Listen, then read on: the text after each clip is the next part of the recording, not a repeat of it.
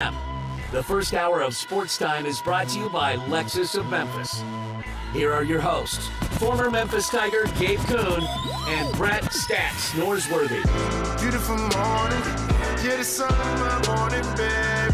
Nothing in the water. Nothing like a Friday show. It's June 17, 2022, and you're checking in with Sports Time on Sports 56 with Gabe and Stats. We're always live from the Family Leisure Studios in Memphis, Tennessee. I am former Memphis Tiger Gabe Kuhn on Twitter at G_Kuhn71. Producing the program on the ones and twos, as always, is our man, Bryant Dacus, on Twitter at Bryant_Dacus. Bryant, what's happening? Nothing much, Gabe. It's Friday, so can't complain at all. I hear you. And my partner does pre and post for the Ole Miss Football Radio Network. He is Brett Stats Norsworthy on Twitter at Brett Norsworthy. Brett, what's happening? Happy Hot Friday. Happy Hot Friday. Friday. Man, it's been burning. Yeah, it's been hot. I took like maybe 9 steps to get out of my car and into the studio today, and I broke a sweat. I had a talcum powder I Friday. was sweating. I had AC going in my car. one solid bead of sweat rolling down my face. It was what it was. First off, our show. You know it's hot in Memphis when? Back in the day, Dave Brown would fry an egg on the pavement outside Action News 5 at 1960 Union. And then the next day say, Lance, I think he's got a chain. Yeah. I'm pretty sure you can, and like, when you're in like Texas and you're like some of the, you'd probably fry an egg on your dashboard too, right? Like in your car easily. I bet so. With that window, with the sun beaming through that window, get it nice and hot in there. It is what it is, though. It's been like that here. First half of our show brought to you by Lexus of Memphis, and we have a lot to get to today. U.S. Open rolling along. I mean, at the top of the leaderboard. I don't even know what to say. We'll keep discussing it. I know my guy Colin Morikawa is coming along. College World Series is also underway. We'll keep you updated on that. We have some NFL notes and discussion, including a Deshaun Watson update as the NFL preps to hand down a punishment. We have a sale for a professional team in the state of Tennessee. That is in the news. But there's only one place, and I mean one place, we can start. And that'll do it. It's over. The Golden State Warriors return to a familiar place. They're on top of the NBA world. The 4th title in 8 years. The Dubs dynasty is still very much alive.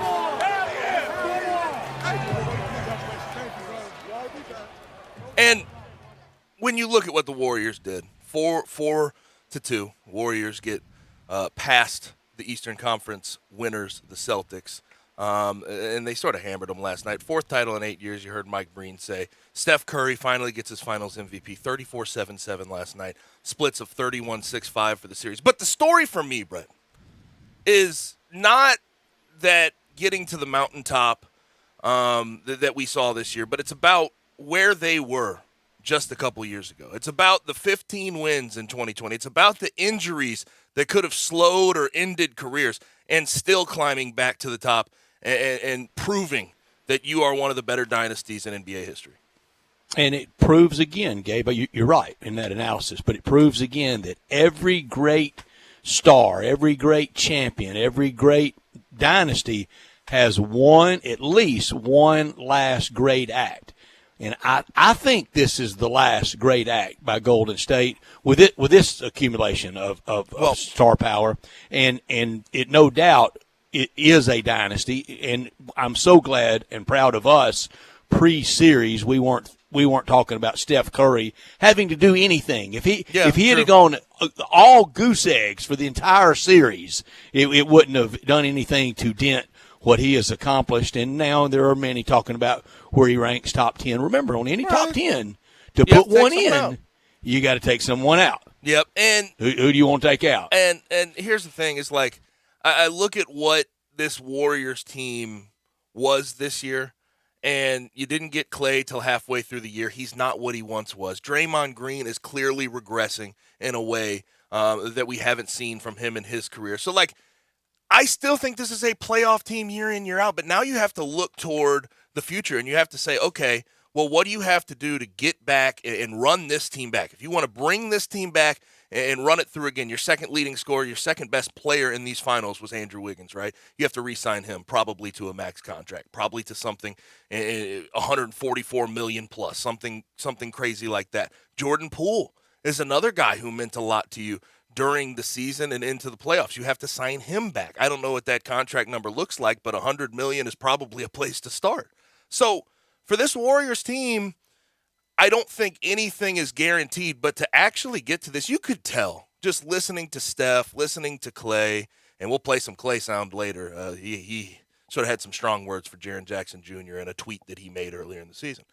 But you heard them, and they were ecstatic. This one meant more to them, it felt, than what was there previously. With Kevin Durant out the door, a lot of people doubting them on the way, them being knocked out by the Grizzlies and the play-in last year. This one was a lot more important. And when you look at Steph Curry, we said it coming into the series. Like, him getting the Finals MVP was irrelevant. He's already stamped himself as one of the best point guards in the history of the NBA. But to get that Finals MVP for him meant something. He even said as much. He was not hiding from the fact that what are you going to say about me now?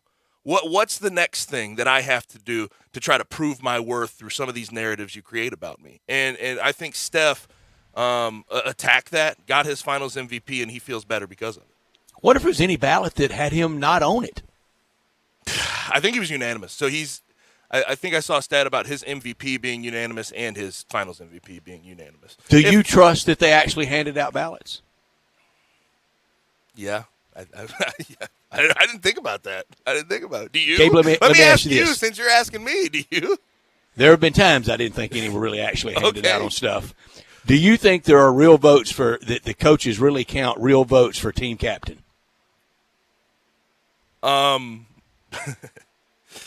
My experience at the college level, you don't really vote.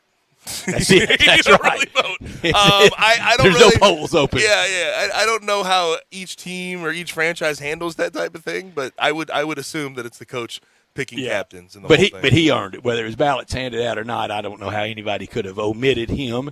And now the Golden State, they bask in the glory of winning yet another title. And Gabe, we thought a few years back that if they got to that next title in this dynasty run, we thought James Wiseman would be a part of it, a big part of it, a big piece of it. Yes, I agree with that, and maybe next year he can be. Maybe next year he can come back and show his value alongside all their other young players, Jonathan Kuminga, Moses Moody, the whole 9 yards. And what if he did? What if that light came on? But guess what? He still gets his ring this year, believe it or not. He does. He still gets to put that hardware on. Now, if he wins another one in his career, this one won't mean much to him. Right. But to be able to be on a team and Moses be Moody around gets his those ring. type I of told guys, you a year ago he'd have a ring someday. right. Yeah, right. He did nothing. But if we were going, and I know that the narratives were being created around Andrew Wiggins and the whole thing, but if they were going to short out on Steph this year, it would have been the most ridiculous thing I've ever heard in my life or seen. But that game last night, Celtics started off 12-2, Brett, and it almost felt like that was the worst thing that could have happened to them, right? Because they play so badly when they have a 10-point lead. When they're 10 points behind, they start to put their foot on the gas a little bit more. But they went on a 12-2 run to start the game and were down 27-22 after the first. Warriors scored 21 straight from the first into the second. And there's a lot of things. There's a lot of things the Warriors do that show you that this game is over. And Steph doing what he did. Jordan Poole hitting in a bank three. Right, there was a 9-0 run on a offensive rebound, banked three.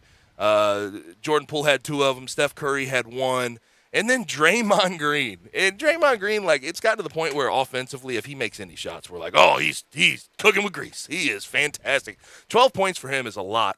He had 12 points, 12 rebounds, 8 assists. But the side note here for me: could you imagine at this point playing Draymond Green? How demoralizing would it be to be the other team watching him do this in a closeout game? Pretty demoralizing, especially how he was received a week ago in that building. And a week ago tonight was the swing game, up 2-1 and with not a substantial lead, but a working margin and the ball as the game was getting later. Here comes Golden State, and that was it. And the Boston lack of a bench and the Boston point guard issues, it got him. And the fact that, like, by the fourth quarter you have Al Horford, and we'll talk about Jason Tatum and what that was last night, but Al Horford and Jaylen Brown in the third to fourth quarter, the only guys showing up doing anything. only guys with fight. And 23 turnovers in an elimination game. Again, 20, that's a gigantic number. 23 turnovers in an elimination game. I mean, that's a big number for an undermanned, way overmatched college team playing a trapping, pressing Kentucky. What I was watching, I couldn't believe how, like in an elimination game, when your back's against the wall, when you have to win and you're at home, just the youngness, just the pure lack of experience they showed in that moment was terrible. It's very unpolished. And here's the thing: is like the 15 offensive rebounds were demoralizing as well. But you have to give credit to the Warriors' defense. The Warriors' defense, Steve Kerr too, and Steve Kerr too. I have to give a shout out to Steve Kerr. He made adjustments in both of those wins that the Celtics had, both the losses they took. They ultimately defensively changed the series. And Kerr had a great series, and had a great playoff run. And I don't want anyone to forget about what Andrew Wiggins did this series. He has changed the entire thought process around bringing up his name. He held Jason Tatum, first team All-NBA Jason Tatum. A lot of guys, I think he's still a top 10 player, regardless of what we saw last night. He's 24 years old. He's learned from every year that he's been in the NBA, and I think there's still some good things ahead for him. But what he did in holding Jason Tatum to 36% shooting from the floor, Jason Tatum was a non-factor from game 3 on, basically. I mean, he disappeared for long stretches of game, and Andrew Wiggins was the big reason. Let's set some wagering odds. Before opening night next year, how many lunches to 1 would it do? If I went 10-1, you would get 10, I get 1 if I'm right. No, I get 10, you get 1 if I'm right. That Steve Kerr does not return next year. And I've got till opening night next year as the time period. So you're saying, will I take that? That Steve? So I have Steve Kerr's going to be the head coach for the Warriors. You have and you get 1, and if I'm right, I get 10. Lower it down to 8. Then we got a deal. Lower it down to 8-1. 8-1. Okay, fine. Yeah, I'll take my free lunch. I'll take my free lunch, Brett. We got to get up to opening night. I'll take my. So if he coaches opening night, I win. Even if he has to step away for health, the whole That's thing. It. Okay, That's cool. it. If he's announced with the world champion Golden State Warriors, I'll take my free lunch. Thank you. You got it. By the way, we'll do it at Central Barbecue. Is that? I get to pick the place too. You got it. Okay, gotcha. I can eat a lot of turkey sandwiches, and I love them there. And they did release. I saw this. Action Network released their odds for next year. Caesar Sportsbook, all the books released, and I have the ones from Action Network. Warriors and Celtics and Nets and Clippers all at plus 600 to be the next NBA champion. Following them, you have the Bucks at plus 750, Suns plus 900, Heat plus 1,400, 76ers plus 1,400, Grizzlies way down on Action Network's odds. I see them higher in some places, but they're at 1,400 to be the next champions of the NBA. And next spring, 50th anniversary since the last time the Knicks won it all. This hour of our show brought to you every day by the one and only Lexus dealership in town. That's Lexus of Memphis at 2600 Ridgeway and online at lexusofmemphis.com. Call them at 901-334-9673. Great offers on all 2022 models and always special leasing options. Drive in luxury and confidence knowing that every new Lexus comes with complimentary first and second maintenance services. Stop by today at Lexus of Memphis at 2600 Ridgeway and put yourself in the driver's seat of the all-new 2022 flagship LS500. You'll be looking and you'll be driving in style. When you purchase a Lexus, you get top-of-the-line engineering and design they make for the luxury driving experience. 901-334-9673, online at lexusofmemphis.com. Experience amazing at Lexus of Memphis. Top story of the day. Now, I'm not going to paint the Warriors as some plucky underdog that got to this point. I'm not going to do that. But to get your 4th title in 8 years. But you can make the point that I picked them to lose the Nuggets in the first round. But here's the point. There is a level of doubt that they were ever going to get here again. I mean, you have guys on ESPN it was Kendrick Perkins, it was Marcus Spears all putting up the zero of how many more finals are this version of the Warriors going to win? How many more finals is Steph Curry And going to it win? motivated them. Boy, they had rabbit ears. They heard everything, didn't they? The story for me, again, is not just getting to the mountaintop, but getting knocked down and then climbing back up with these injuries that could have slowed or ended careers. You look at Klay Thompson, 2 years in a row, an Achilles and an ACL. He's not the same player he once was, but the fact that he came back, returned, and could still do what he did through this playoff run, very, very impressive. Now the questions start to come. All the debate segments are here, and they're here to stay. How close is the gap between Steph Curry and Magic Johnson all time? Where does Steph rank all time? Is he a top 10 player? Where does this dynasty rank all time? The Warriors dynasty, right? So all these debate segments are going to be had, but good for the Warriors for getting this done. But on the other side, the Celtics, what was that? What was that? 3 straight games. What was that? They Seriously. dropped the ball.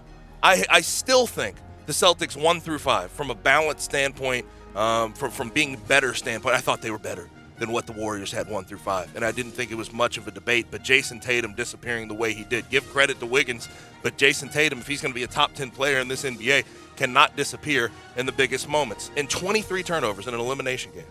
23 turnovers when you knew that was going to be the key to the game. Just bad all around by the Celtics, good all around for the Warriors. Yeah, in Boston, the fabled Celtics never playing for plucky runner-up trophies, but a great year. Yes, definitely. And Ime Udoka in year 1 to do what he did, you have to he give distinguished him himself. You give him his flowers for that. You sure do. My top story, Golden State wins. Yay. No, not yay, boo. And if you thought I hadn't gotten over the Dubs-Grizzlies series, just listen to them. Listen to them. Clay, he needed a March tweet for finals motivation. Okay, grab your motivation wherever you got to get it. I'm good with that. Now, kind of good, the Grizzlies are on their mind, and they definitely are on their mind. I see Ja that he responded with stuff on Twitter. He's running back up the chimney, more smoke stuff. Let's just win more. Talk less, tweet less, and drop the smoke stuff. Yeah. Clay. Drop the chimney. Clay coming But after wow. Jaren in that sense was. And you thought I hadn't gotten over that series. That was weird. That was very weird. I hope that's the Christmas Day opponent. 11 o'clock Christmas morning, 11 a.m. Grizzlies, Golden State. Here comes Santa Claus. Here comes Santa Claus. Not top story of the day. For me, it has to do so far in the U.S. Open, and I'm not trying to cast full dispersions, but at the top of the leaderboard, you have David Lingmerth, a Swede, 592nd in the world. Callum Tarrant was leading after yesterday, and he's still Name up there. me David Lingmerth's college where he played golf in the SEC. I have no earthly idea. In the SEC, squarely in our footprint of listeners. How about that? Arkansas. There you go.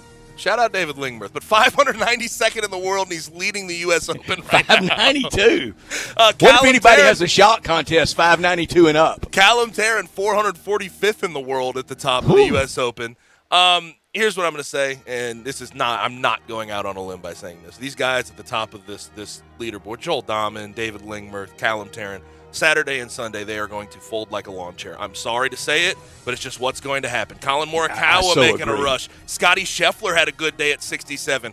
Over the weekend, you're going to start seeing these good guys emerge from the pack, the guys that are top 50 in the world, top 100 in the world. They will show up, and I got to say, seeing Phil Mickelson miss the cut, I don't mind seeing it. I don't mind seeing it at all. 11 over, I believe, through 2 days. It may be more than that. I didn't catch his last hole of the day, but it looks somewhere like the 70 song "Take Your Money and Run's" playing. Yeah, it looks like Phil didn't have much to compete Name the with artist this week. who did the song. Take the money Go and ahead. run. Go take your money and run. Who did that? I can't think of it. Oh, I have no idea. Yeah, That's on you. Steve Miller Band, maybe. That's on you. I was going to guess the Stones. I'm probably wrong. My favorite part of the song when he goes, "Ooh, Lord," in the middle of the song. Was the Steve Miller Band. There you Thank go. you, Nice. thank you. My not top story: U.S. Open building to a big finish on Sunday. Won't be Monday. They don't do that anymore. Will it be an anonymous leaderboard on Sunday, like Gabe just said on Saturday? No, it won't be. Gabe was right. Or will the stars rise to the top? They will, as Gabe just said. It's a golf and baseball weekend, and I like it. Love the basketball season. But a little bit ready for a little bit of a basketball break. Big week here for draft next week, and then into the free agency, maybe trades, schedule release. But this weekend, a lot of golf. A lot of baseball. I'm going to baseball tomorrow night and going to watch a bunch on TV. Don't forget NHL, Brett. Come on, don't you leave That's out. That's right, in the hockey. I'm sorry. Don't you leave out the hockey. I'm sorry for leaving hockey. There we go. I really am. There we go. That'll do it for top and not top story of the day. Now we do have guests that are going to join us. Coming up next, we're going to have Alan Bell from CBS Sports on some wagering. 4 o'clock, Bruce Marshall joins us from the Gold Sheet on wagering in a couple of different topics as well. 4:30, Drew Barrett from ESPN Radio in Arkansas will join us to talk about Arkansas in the College World Series. Then at 5, bring on Michael Katz to talk the Ole Miss side of things in the College World Series from the Northeast Mississippi Daily Journal. AutoZone listener line 901-360-8255. Get in the zone. AutoZone. You can also watch us live and message us on our social, Sports56 WHBQ, Twitter, YouTube, Facebook, and Twitch. I was at AutoZone Park last night where the Redbirds moved to within maybe a tie in the all-important loss column. They're playing for first place all weekend between Nashville, and the Redbirds this weekend at AutoZone Park. Should be fun tomorrow night. Fireworks, hopefully big crowd. Cardinals brass also in town last night. Some of the big boys in town last night. Brett Norsworthy here for FanDuel in the baseball season. Swing for the fences on FanDuel Sportsbook right now. New customers can get $200 in free bets guaranteed when you place your first $5 bet. Sign up a promo code CASH to get in on the action. FanDuel lets you bet the money line, home run props, strikeout totals, and so much more. Plus, you can combine your bets for an even bigger payday with a same-game parlay like tonight. Stay with Paul Goldschmidt. Let's don't go away from that. Home run for him. The strikeout total for Adam Wainwright going tonight at fabled Fenway Park, a great cathedral of American sport in that town. And just to get a hit, let's go with Paul Goldschmidt there as well. If you haven't tried FanDuel, now is the perfect time to give it a shot. Just join with promo code CASH and win with promo code CASH and turn a $5 bet into $200 in free bets, win or lose, exclusively on the FanDuel Sportsbook app. Again, the promo code is CASH. Must be 21 or older and present in Tennessee. First online real money wager only. $10 first deposit required. Bonus issued as non-withdrawable free bets. It expires 14 days after receipt. Restrictions apply. See full terms at sportsbook.fanduel.com. Gambling problem? Call the Tennessee Red Line at 1-800-889-9789. Speaking of gambling, Alan Bell coming up next from CBS Sports Line on some wagering. You're listening to Sports Time with Gabe and Stats. You have opinions? You bet. Of course you do. Everyone does. Hit us up on the AutoZone listener line, 360-8255. 360-8255. Brian Elder's Roofing Solutions. If you have damage to your home and have your insurance carrier involved, you need a great contractor. You also need a team that has seen claims of all shapes and sizes, residential or commercial. After our inspection, we'll share our findings and give you our professional opinion. Some people say you get what you pay for. However, our opinion is free. Trust the name you can depend on, like the tens of thousands of families Brian and I have served over the past 20 years here in the Mid-South. Brian Elder Roofing. We'll measure your roof from outer space and share our team's experience for your property and claim. Repaired roofs, replacement roofs, big roofs, tiny roofs, insurance roofs, flat roofs, TPO roofs, asphalt roofs, tile roofs, slate roofs, metal roofs. If your roof needs some love, call me. 901-867-0303 for Brian Elder Roofing and Contracting. Call 867-0303. Brian Elder's Roofing Solutions. It's time for another season of golf at Miramichi. You know the spot, 15 minutes north of downtown in Woodstock. I call it heaven. It's 330 acres of natural beauty, 7,400 yards of championship-level golf, but there are several different tee boxes which make it fun or competitive for every level of golf. And the practice facilities are as good as any country club, and every round of golf comes with a cart and complimentary range balls. You can really improve your game, and you'll love the prices too. Seniors can play Tuesday, Wednesday, and Thursday for as low as $33. Again, the golf cart and the range balls are thrown in. The standard weekday rates are as low as $44. Friday, it's $50, and on Sunday, it's $55. You'll love the view from the terrace. You look out and see the best view in all of Shelby County. The whole experience, it's just fantastic. Go check it out yourself at Miramichi. It's time to vacation at home with Family Leisure. That's right. Enjoy a vacation in your own backyard with a little help from Family Leisure. Like play gyms and trampolines, they're now $500 off. And those trampolines, by the way, they've got that mesh on the side, so trampolines are now safe, and you'll be the hit of the neighborhood. They've got hot tubs in stock and ready to go, and you can get up to $1,000 off when you pick them up. All kinds of do-it-yourself pool specials, like savings of up to $1,500 on all in-stock pools when you pick it up and install them yourself. And if you're looking for patio furniture, then stop on in, because they have tons in stock and they're ready for you to pick up. So get ready for that vacation at home with the help from Family Leisure. Family Leisure's Vacation at Home sale. It's happening right now at Witten Road and I-40, where family and fun truly do come together. Barden Stone has been serving the Mid-South area for over 3 generations. What sets them apart and makes them a unique landscape stone center? They have one of the largest selections with a wide variety of colors and sizes, all the way from cobblestones to garden rock and pebbles from ground cover, plus fieldstone and flagstone, stepping stones and stacking stones, even landscape boulders. In addition to a wide variety of stones and rocks, Barden Stone staff is very knowledgeable. Whether you're a homeowner, contractor, or design professional, Barden Stone can answer any question pertaining to the use of stones from A to Z. Barden Stone, they know stone inside and out. Barden Stone, 1 mile south of Park at 1557 Cherry Road. Barden Stone, open for you Monday through Friday, 8 a.m. to 5 p.m. and Saturday, 8 a.m. to 12 noon. Call 901-683-8264 and visit Barden Stone.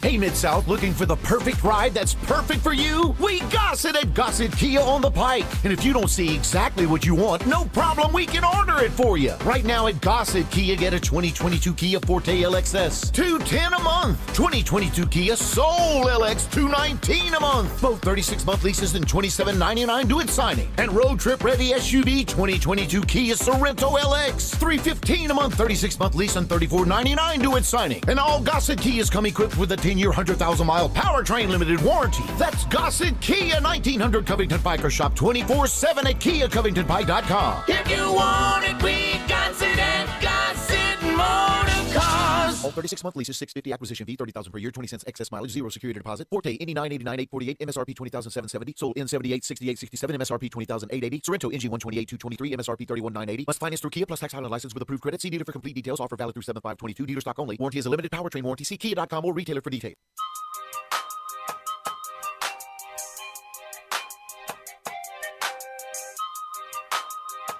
Now, back to Sports Time on Sports 56 and 98.5 FM. This hour is brought to you by Lexus of Memphis. Let me tell you what Melvin Toast is packing right here, all right? Here once again are Gabe Kuhn and Brett Norsworthy. Get it? Text a message, I don't know the number. Gabe and Stats back with you. I'm Gabe, he's Stats, and joining us, not going to waste any time getting them on, Alan Bell at Alan Bell 247 on Twitter from CBS Sportsline, on a little bit of wagering over the weekend. There's a lot to wager on, although we don't have the NBA Finals. NBA Finals in the rear view now. Alan, what'd you think of that series as a whole? Yeah, it was, man. First off, appreciate you guys having me back. Look, it's so weird because the series felt tight, but none of the games were tight. It's the first NBA Finals in history that every single game, determined by 10 points or more.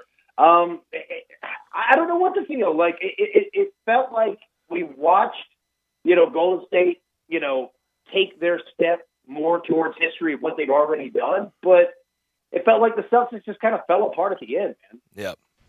Yeah, probably a series that will be appreciated more in time for another resume bullet point accumulation of greatness for Golden State than right now, and the ratings show it, Alan. They were very flat. Last fall's World Series between Atlanta and Houston, not small markets, but not Boston and the Bay Area markets, were all the numbers were almost identical for the series, for the individual games, and just nobody thought poor little old Humpty baseball can stay with the NBA, and it did. But the baseball that you have really been cashing in on has been all of the college baseball action, College World Series. I'm hoping you jumped on this over today, as OU practically got it in the early innings. I saw a Brinks truck today, and it was full of money heading your way to Nashville. You've won so much on the College World Series. I hope so, man. I hope it has the correct address there. Look, yeah, like Oklahoma's been, one of the hottest teams in the country, man, and their bats absolutely showed up to Omaha already, up 12-4 on Texas A&M. They hit a grand slam earlier. Like Oklahoma, man, like they're a tough team to beat. But quite honestly, like all 8 of these teams are kind of the same. Like Notre Dame, Texas, that's going to be a great game next. Arkansas, Stanford. Same deal. And then Ole Miss and Auburn. I hate that these two teams have to play each other in the first game because arguably there are no two teams hotter in the country than Ole Miss and Auburn, right? So, man, I'm ready to go. But I'll say this in terms of picks, I'm on Texas money line. And the next one, I think Texas, they're just consistent, man. And, I'm interested to see if Notre Dame can do it again after what they did to Tennessee. Credit to them on doing that. And I'm going to take Stanford against Arkansas as well because, Arkansas went on the road, swept the series, won it. But Stanford's a different beast, man. And then Ole Miss and Auburn, no bet. I just want to watch it and have fun. So last time we were talking about super regionals. We were talking about Tennessee. And you thought, and like everybody else, you thought they were plus 150 to win the whole thing still at that moment. We thought that they'd get through Notre Dame relatively easily. How surprised are you in how that super regional went for them? Very surprised. They should have. And that's not taking anything away from Notre Dame. But Tennessee, that shouldn't have been an issue for them, But I'll say this, we saw it last year, too, in the College World Series. They were 2 and out.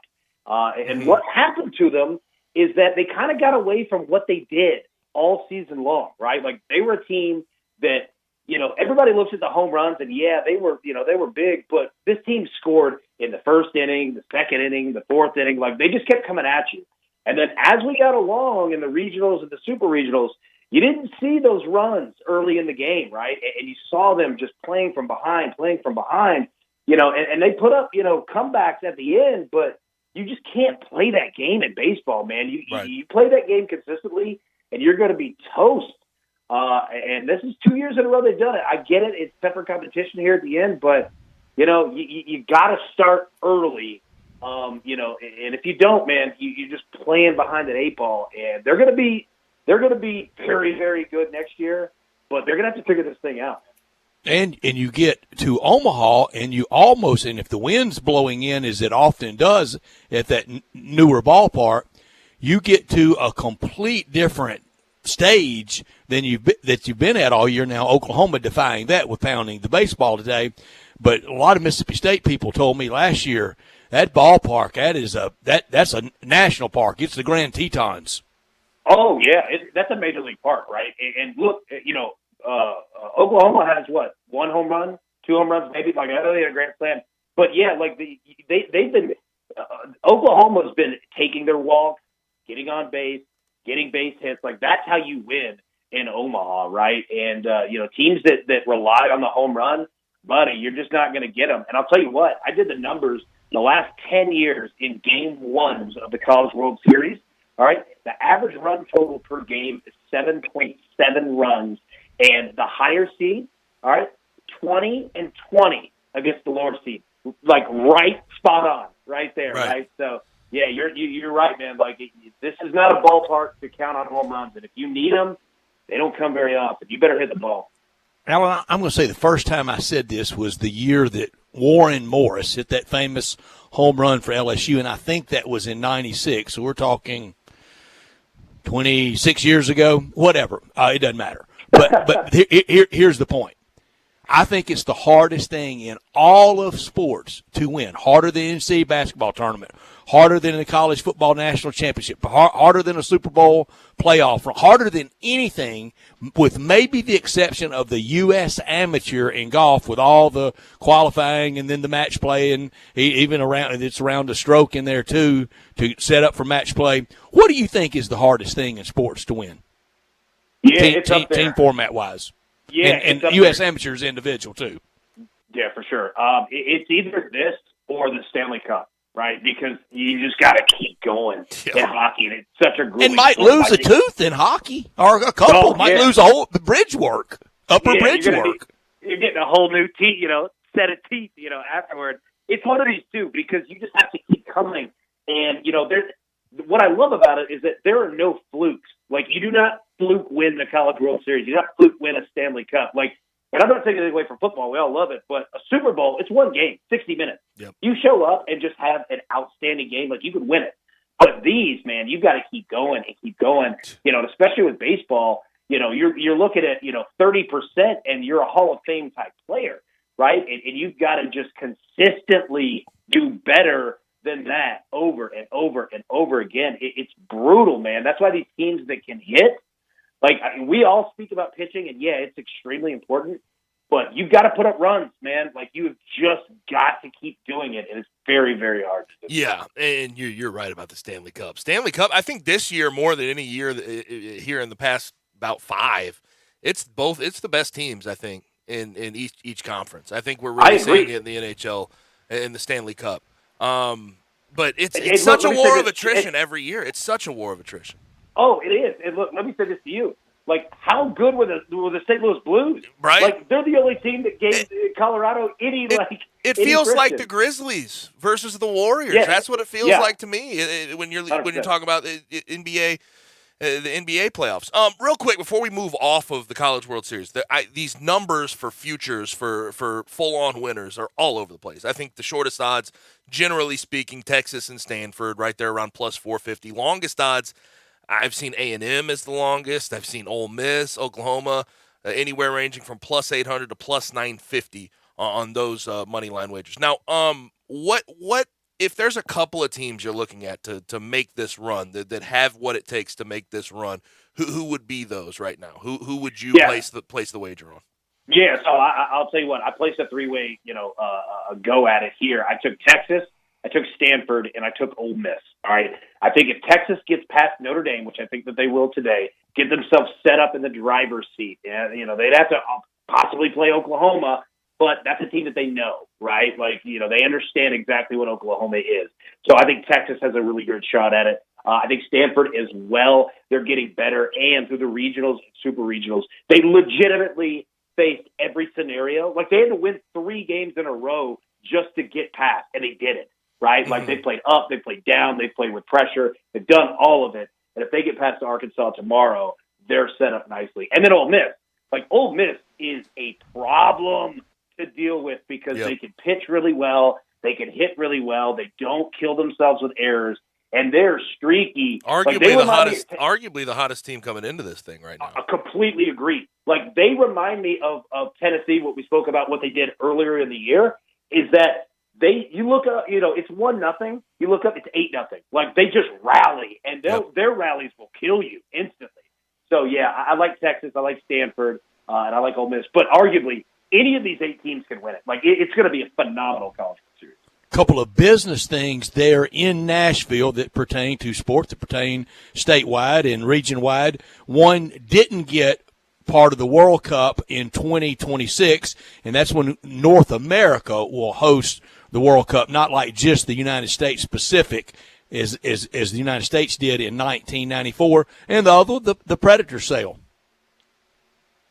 Yeah, so first off, on the World Cup, a rare loss. Nashville really doesn't get told no, in regards to hosting events. But this is what you get when you kind of didn't make a decision on what you're going to do with, Nissan Stadium. Are you going to renovate it? You're going to build a new one? The FIFA group looked at it and said, well, we've got other places that we could go, right? And That's what they did. So I can't blame them on that. There are a lot of great cities, that got chosen. Will that move a retractable dome stadium suitable to host a Super Bowl and a Final Four? Will that move that faster? Being told no, the rare no.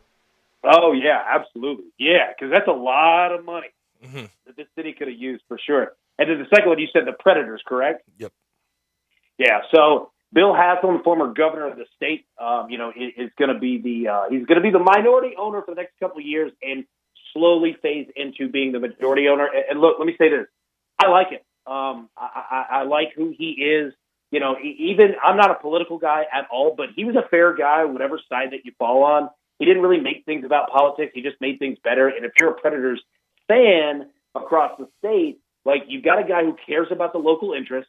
You don't have like a Russian group coming in that might move it to Calgary. You don't have any of that, right? Like, this is a good thing, and they're going to put money into it, man. So I think that it's a good, solid move for the Predators. I did get a kick out of the affordability factor here. Haslam worth $2.3 billion, Predators valued at $600 million.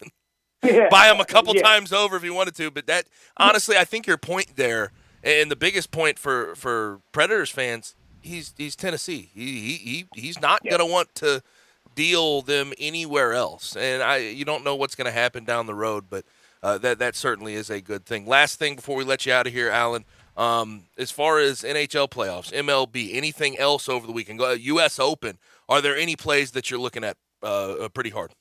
Yeah, so, really, we'll look at MLB first. I like the Yankees team total over tonight, 4.5. I think that game, going against the Blue Jays, we should see some nice runs in that one. And then the NHL, man, look, I'll say this. This is going to be an excellent series. In game one, we played the Lightning plus 1.5. You got to pay a little juice to do it, but plus 1.5 is probably going to be pretty profitable on both sides, depending on the road team, because I see these games being 1-goal games. And if you have plus 1.5, you get to overtime, which I think we're going to see multiple of those games. You automatically win. Right. So, yeah, I'm going to ride the plus 1.5 with the road team, especially after a loss like in game 2 with Tampa. Yeah, man, like that's going to be the way to go for sure. This matchup's crazy, though, isn't it? This is just a fan. I mean, old versus young, stars versus stars. It's like if the Avalanche win, sort of changing of the guard, and then on the other side, Lightning win three-peat we haven't seen since the early 1980s. Yeah, it's just a lot of storylines with the NHL. Yeah. Now, appreciate it, Alan, as always, man. And you can follow him on Twitter at AlanBell247 and follow his work, CBSSportsline.com. Alan, always appreciate it, man. Man, appreciate you guys. Have a great weekend. Take care. You have a good one, Alan. Now, before we get to a break, let me tell you about SeatGeek. Did you know your butt has a favorite app? That's right. It is SeatGeek. SeatGeek app is the best way to get tickets for live events, and I adore the variety. The variety is the best thing about it. You want Grizz Tiger tickets, they have them on there, and they have them for the best prices. Beale Street Music Festival tickets. I know a lot of people enjoyed that earlier about a month and a half ago. They have those on there every single year. I want to highlight, as I have been highlighting, MinfoFest is in September. They have 2-day and 3-day passes on there for the best prices. Yeah, you guessed it. Go get those tickets on SeatGeek. Also, Redbirds, you want to go see a show at the Orpheum, you want to go see a comedian, they will have those tickets for you as well. SeatGeek is so beloved by butts everywhere because they've made it the highest-rated ticketing app. SeatGeek rates every ticket from 0 to 10 to make sure you're getting a good deal. Green means good, and red means bad. And here's what I'm going to do to sweeten the deal. And you can also buy these for Dad. Father's Day coming up. Buy him a ticket to a show that he enjoys, to a sporting event that he enjoys. And here is the deal. $20 off your first purchase with promo code GABE56, GABE56 at SeatGeek.com or on the SeatGeek app. That's promo code GABE56, GABE56 for $20 off your first SeatGeek order. SeatGeek, get your seat in a seat. Download the app today. Now, yesterday, we had a winner, the Warriors. We had a loser, the Celtics. We've talked about the Warriors side of it, what they've done in an 8-year span, winning 4 of these NBA Finals, getting 4 championships. Steph Curry has moved into certainly a rank all-time. If you want to put him in your top 10, I don't think people would be too hard to argue about that. But we have to talk about the other side, the Celtics, what they did, yacked up that series. Didn't look good down the stretch. Jason Tatum, there's going to be questions going forward. We talk about that when we come back on Sports Time with Gabe and Stats. Join the voice of the Tigers, Dave Woloshin, for Wolo and Friends. Weekday mornings from 10 to 11 here on Sports 56 and 98.5 FM. Bellyacre's motto is City-Fied Farm Fresh. The goal is simple: provide a fun, unique farm-to-table experience for the whole family. Two great locations, Regalia at 6130 Poplar and in Overton Square at 2102 Trimble Place. Overton Square hours Sunday through Thursday 11A to 9P, Friday and Saturday 11A to 10P. Regalia Sunday through Thursday 10:30 a.m. to 9 p.m. and Friday and Saturday 10:30 a.m. to 11 p.m. Signature burgers are made from 100% grass-fed beef. Sandwiches, salads, and the best milkshakes anywhere. The burgers, so good, like the Dare Ya or the Double Dare Ya, and the melt in your mouth. And you have to try the Voodoo Moo Moo. It is the quality brand the Bellyacres team has developed using grass-fed beef with creative homemade toppings in a fun farm setting right here in the city. The goal at Bellyacres, to become even more sustainable as they grow. In Overton Square and in Regalia, the very best quality available in Memphis, burger shakes and smiles at Bellyacres.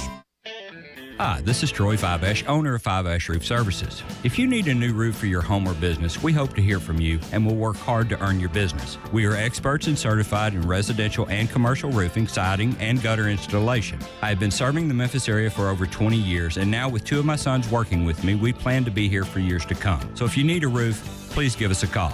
On a personal note, what a great time it is to be a Memphis sports fan. With the Grizzlies and the Redbirds and 901 FC, not to mention Tigers football and basketball, it's going to be a fun year. Thanks to Coach Silverfield and Coach Hardaway and their staffs for their dedication to the student and athletes, the University of Memphis, the City of Memphis, and us fans. Five Ash Roof Services, a proud partner of the Memphis Tigers and the official roofer of the Tigers home team. Five Ash Roofing, fair, honest, and ethical. 367-0050 or memphisroofer.com. 367-0050 or memphisroofer.com. Five Ash Roofing, it's what we do. We're here for you. The Take It On sales event is still going strong at Gossett Mitsubishi on the Pike. Go the extra mile with 41 MPG Highway in your 2022 Mitsubishi Mirage G4. $259 a month or buy for $17,885. Get ready for your summer road trip with 2022 Mitsubishi Outlander Sport. $359 a month or buy for $25,285. Plus 2022 Outlander. Vacation ready with 7 seats. We Gossett at $369 a month or $29,005. And you'll always get our stellar 10-year, 100,000-mile powertrain limited warranty. So get to Gossett Mitsubishi today, 1870 Covington Pike, or shop online at memphismitsubishi.com. If you want it, we got it at Gossett Motor Cars. All 72 months at 3.9. Outlander NZO 68336, MSRP 29505. Sport NU 009708, MSRP 26035. G4 NHF 05848, MSRP 18385. Includes all rebates and incentives. PF 695. Excludes tax, title, and license with approved credit. See dealer for complete details. Offer valid through end of the month. Dealer stock only. Memphis' oldest restaurant, Coletta's, was established in 1923 to give Memphians the best Italian food possible. And after 99 years, I'd say they got it right. They are the creators of the barbecue pizza. It was Elvis's favorite, and I know for a fact that a large will feed one person all weekend. If you need to feed several, though, Coletta's caters any event. Choose from homemade lasagna, ravioli, Alfredo, primavera, and so many other delicious items you can't help but enjoy. Impress employees or clients and treat them to Coletta's for lunch or dinner. Plan ahead and get your holiday party booked at Coletta's. Elvis's favorite place to go eat with his buddies at the South Parkway location, and Coletta's even has an Elvis room dedicated to him. Call Coletta's on South Parkway at 948-7652 or Appling Road at 383-1122. Coletta's. It was Elvis's favorite, and it should be yours too.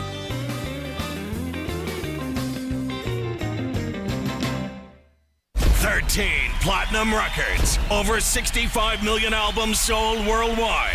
This is Poison. Brett, Bobby, Cece, Ricky. The original lineup returns. Sunday, July 3rd. Center stage at Silver Star Casino. Tickets on sale now. Visit PearlRiverResort.com. Don't miss the party of the year. Poison. World Tour 2022.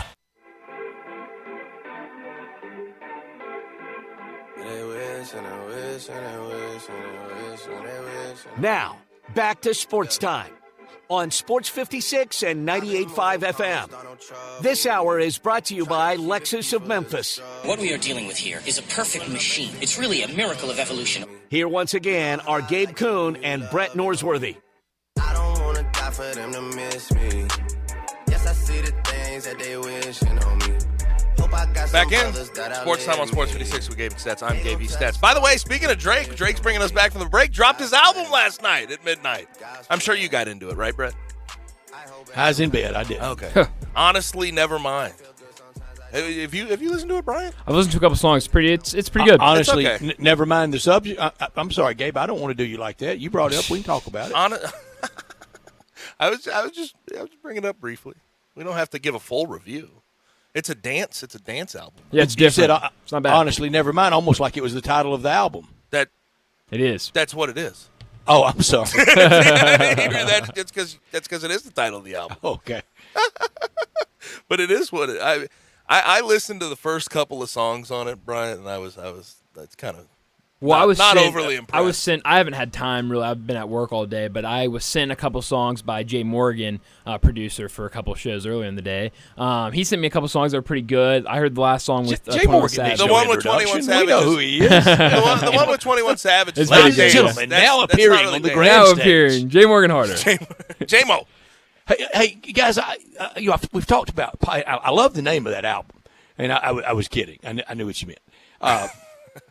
And I like, and I'm not going to do one, and I've talked about my feelings on podcasts, but I love the different names of them. Have you seen the Golick Family podcast, the name of it? No. I think it's Let Me Apologize in Advance. And that, of course, they break it down to what would be LMA, let me apologize in it, LMI, whatever it is.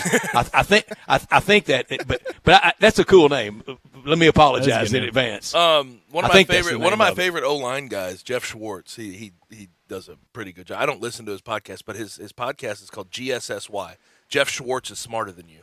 That's also I like that. I like the names of the podcasts. Honestly, never mind. No, but that album was, that'd be a good name of a podcast, wouldn't it? That album was something. You need to go back and you need to listen to the whole thing. Does Drake do a podcast? Then we can talk about it. No, he gambles a lot. That doesn't relate at all, but I'm telling you facts. Yeah, he gambles that was a lot. random. He gambles So a does lot. Phil Mickelson. Yeah. So do I. I saw a thing about I saw a clip of, I think it was on Bleacher Report betting, one of their on their social media of Drake putting down $500,000 on a number in online roulette. Match On is a Mac. number Okay. in online roulette. Yeah, he's I don't know. I think he dropped this album to help him with that gambling debt. That's my guess. I have no doubt he can afford that right now. But here's what I tell everybody. It don't always have the incoming in a few years like the right now does. Yeah. All right. So Warriors win it last night. We've covered the Warriors side very, very closely. We've talked about it, what Steph Curry and what he's done to elevate himself. Celtics side of it's a lot different. And Ime Udoka, I thought, did a great job in year one as the Celtics head coach. He talked after the game. This is what he had to say. I think this is what he had to say. Looks like we're having issues with the audio. It is what it is. But he went on to say this is a learning experience. They'll freeze up on a hot day. This is a learning experience. This is something they have to try to move past, but also learn from. And he did acknowledge, and I thought this was good. He acknowledged the fact that you can't count on being back here every year. You can only work to be back here every year. And when you look at the Celtics as a whole, I think they're still around. They're a playoff contender. There's no question about it. You have to keep some of those pieces around. Now more than ever, Gabe, that team kind of building. You know, we got a 4-year plan and a 3-year plan. Plans can go away fast. You know, you used to in the college football world, you know, kind of go 7-5 with a group of kind of freshmen, sophomores, and juniors. Then kind of go 9-3 with them as, you know, the bulk of the team is. You can't even think about building around that anymore. But you have college basketball either. But with the Celtics, Bucks, Nets, Heat, 76ers, arguably right there in that conference, very capable of getting over the top and winning the Eastern Conference. And I think Charlotte will improve. I think Atlanta will improve. I don't think Detroit knocks anybody out of anything next year, but I think they could be that 500 team next year. We'll wait on it. But Toronto, the Celtics, in a lot of ways, getting over the Bucks this year was basically, in my opinion, because the Bucks didn't have Chris Middleton. Didn't have that extra guy out there. Giannis was doing it by himself. And that was a dogfight to do it. And they were up 3-2, the Bucks were. So, again, the Celtics got there. You have to give them credit for it. But it was not easy. And this is, for better or worse, this is how these things work when we discuss the NBA and we discuss narratives. Tatum disappeared. Jason Tatum, 100% disappeared in the finals. And there's two things that can happen now. You can learn from it, or you can let it haunt you. We've seen both. We've seen a lot of people learn from it. We've seen more people let it haunt them for the rest of their career, and they never get back to that top, never get back to the opportunity to win an NBA Finals. But the truth of the matter is, for Jason Tatum, this is going to be the question for his career moving forward, for better or for worse, for whether it's fair or unfair. He'll be known as the guy who shrinks in the moment. He has to beat that narrative now, and that's going to be his challenge. So we'll see what happens there. That'll do it for hour number 1. Hour number 2 on the way, and we have a lot to get to. Bruce Marshall first at 4 o'clock from the Gold Sheet, and then we get to Drew Barrett from ESPN Arkansas next.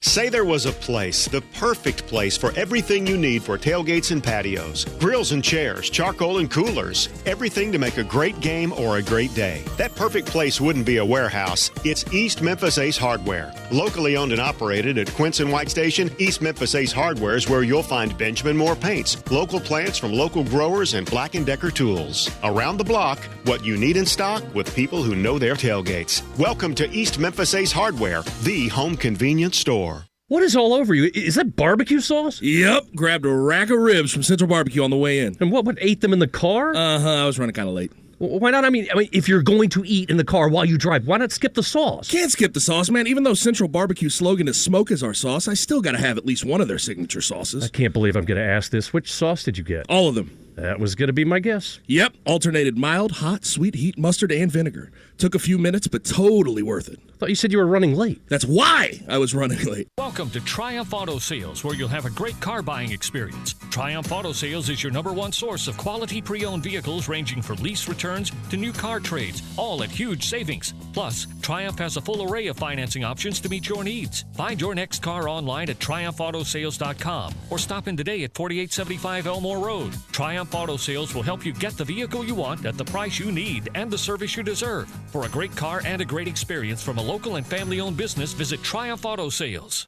The NBA playoffs is the world's greatest celebration of basketball. Hennessy champions the moves players are making on and off the court because true greatness is making a long-term impact on your community. Make moves that start movements. Hennessy, the spirit of the NBA. Please enjoy Hennessy responsibly. Did you know your butt has a favorite app? That's right, SeatGeek. When I played college football for the University of Memphis, I had the best views of the game. Now I can still find some of the best views of the games, concerts, festivals, live events, or anything else that I want to go to with the SeatGeek app.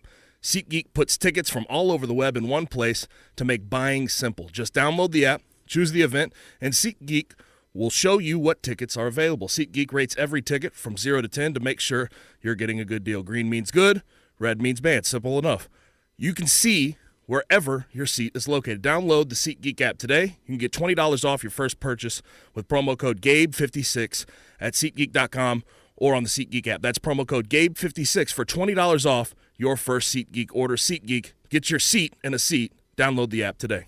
Ole Miss Rebel Yell is back. The Rebel Yell Hotline Radio Show is back on WHBQ Sports 56 and 98.5 FM. Every Monday night at 6, hear the latest news on your Ole Miss Rebels with Yancey Porter with 24/7 Sports, former Ole Miss defensive tackle Mike Fitzsimmons, Gordon Ford covering SEC Sports Call, and former Ole Miss baseball announcer Gary Darby. From kickoff to free throw to extra innings, your Ole Miss Sports on the Rebel Yell Hotline Show right here Monday night at 6 on Sports 56, 560 AM and 98.5 FM. Your Mid-South Sports Station. I know the sweetest thing in Memphis, and I know it's been around for 120 years. You know, I'm talking about Dinstall's, and it's time to stock up heavy on Cashew Crunch, Heavenly Crunch, Turtlettes, all of your favorite Dinstall's treats to watch the playoff games and to watch all the basketball. It's so easy to get. The sweetest thing in Memphis, all you have to do is head to Laurelwood or head to Germantown and Poplar right across from the hospital, or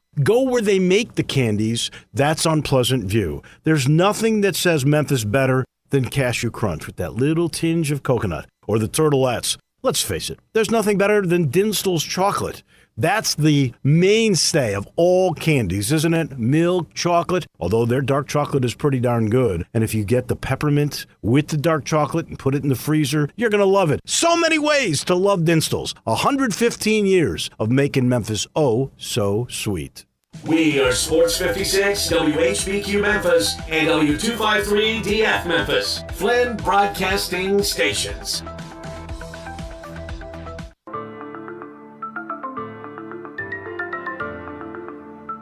Now, back to Sports Time on Sports 56 and 98.5 FM. This hour is brought to you by the Big Green Egg. How do you want that cooked? Burnt to a crisp or bloody as hell?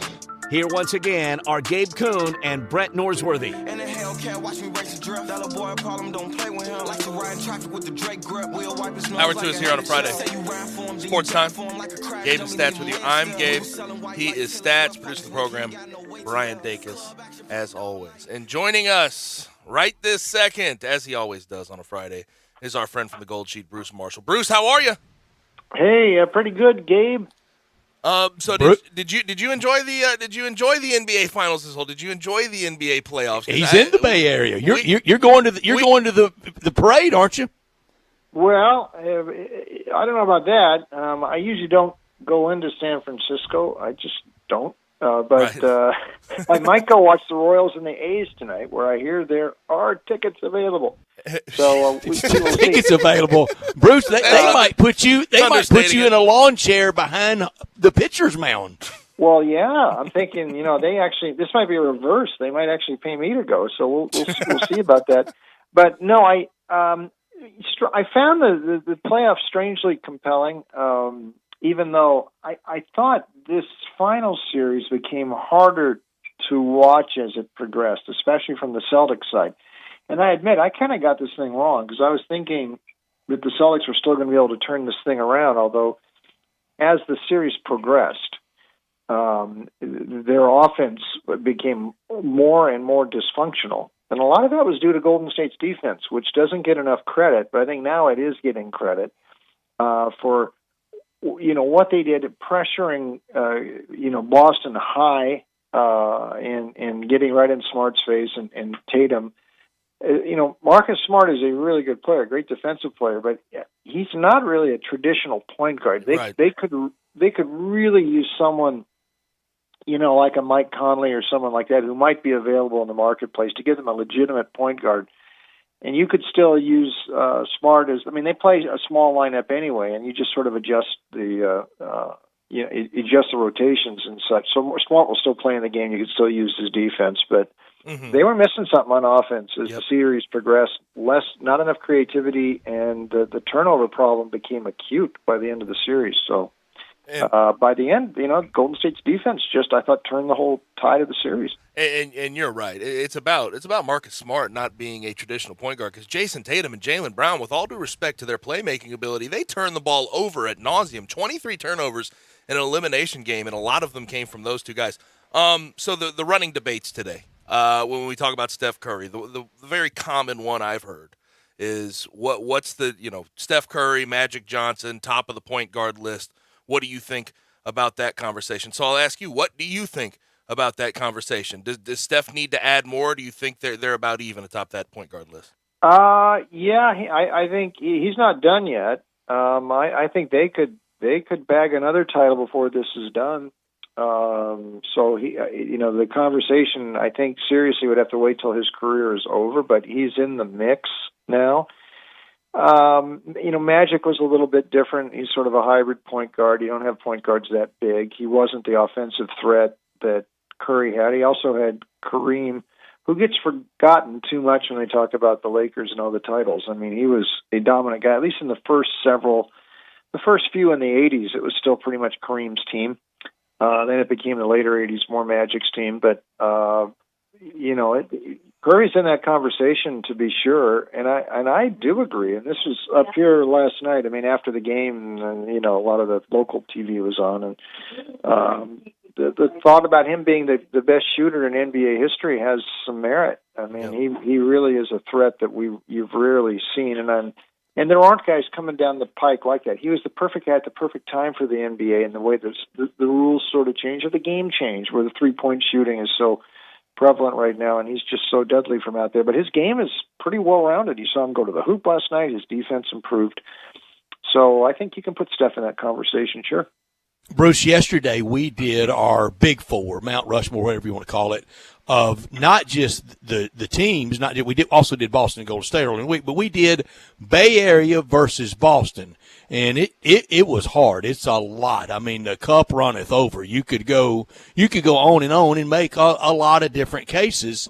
You know that area very, very, very well. I don't think any of us had a single member of the Raiders or the A's on it. And you said you might go to A's Royals baseball.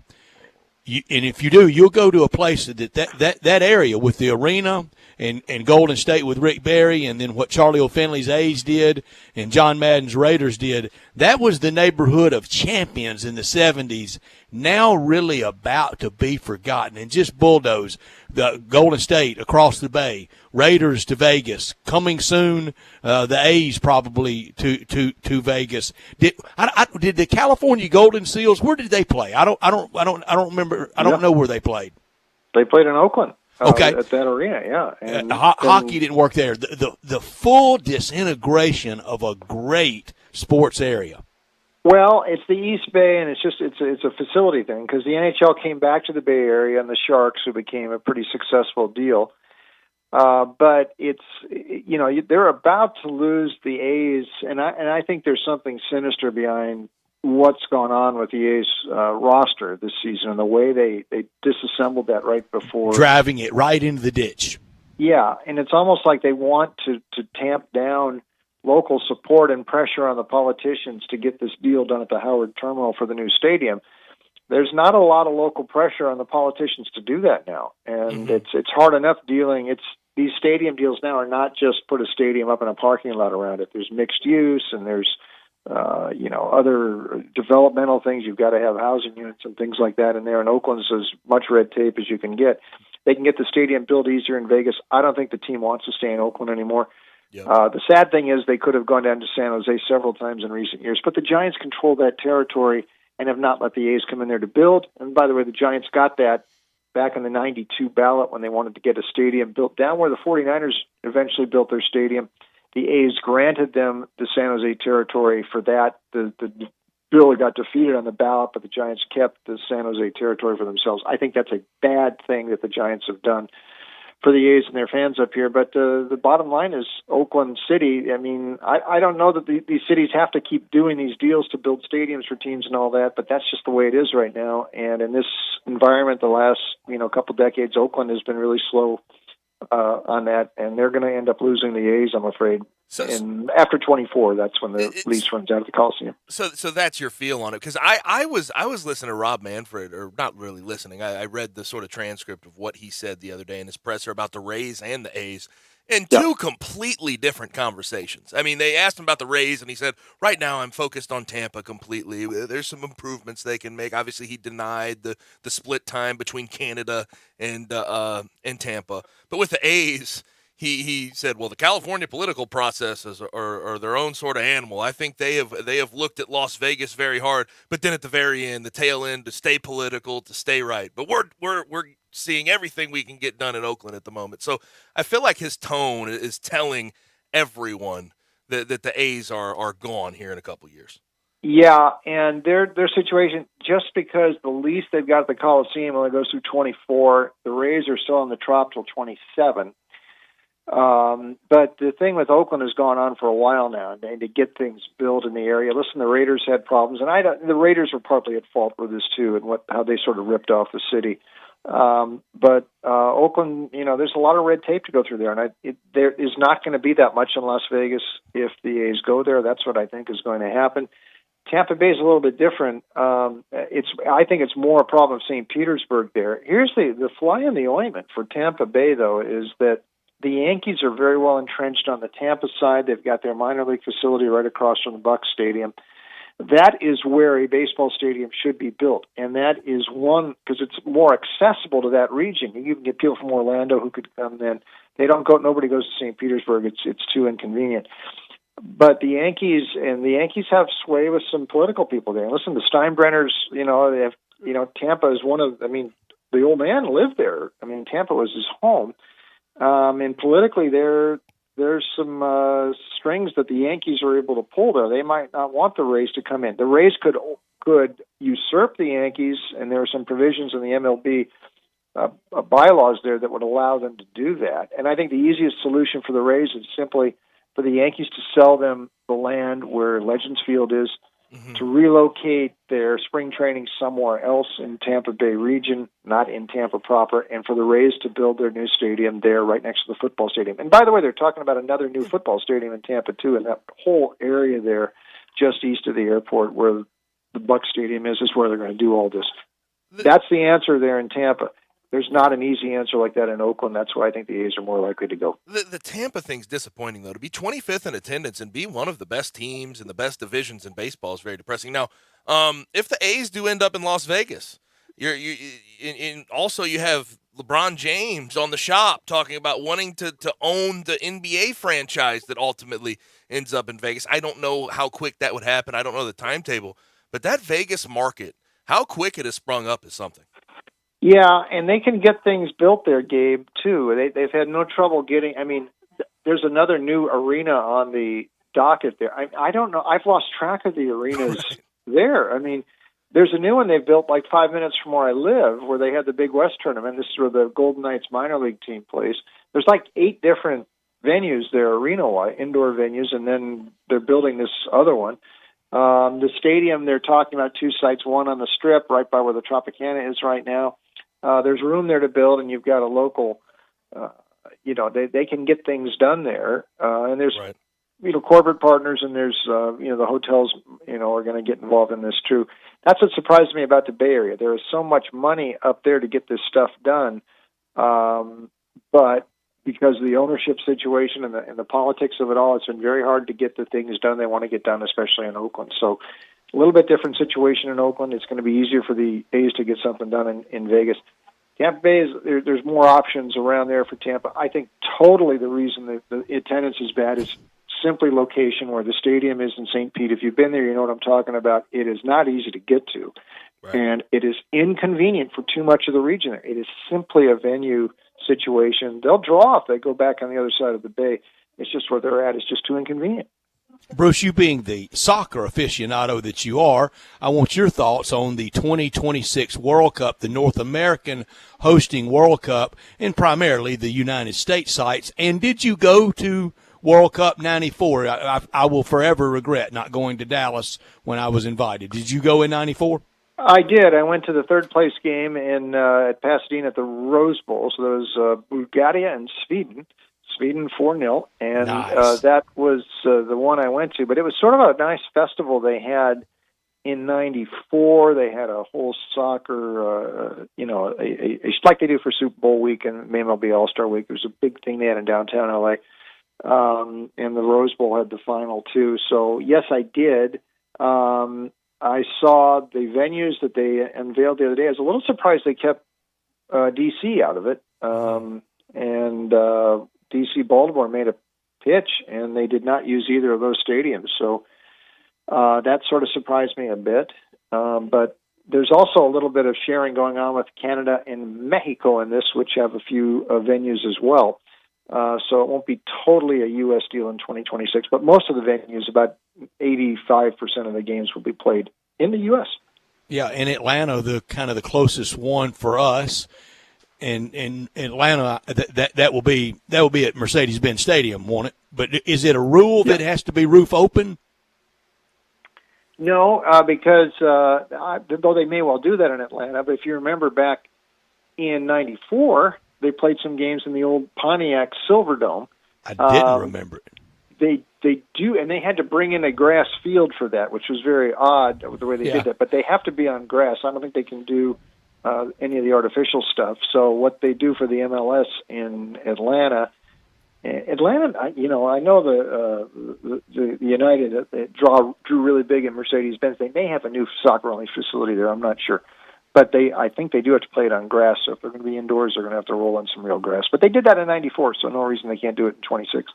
Bruce, tomorrow will be 10 weeks until week 0, the start of college football season. Today we're 71 days out. Tomorrow will be 70 right on the nose, 10 weeks out from the start of college football.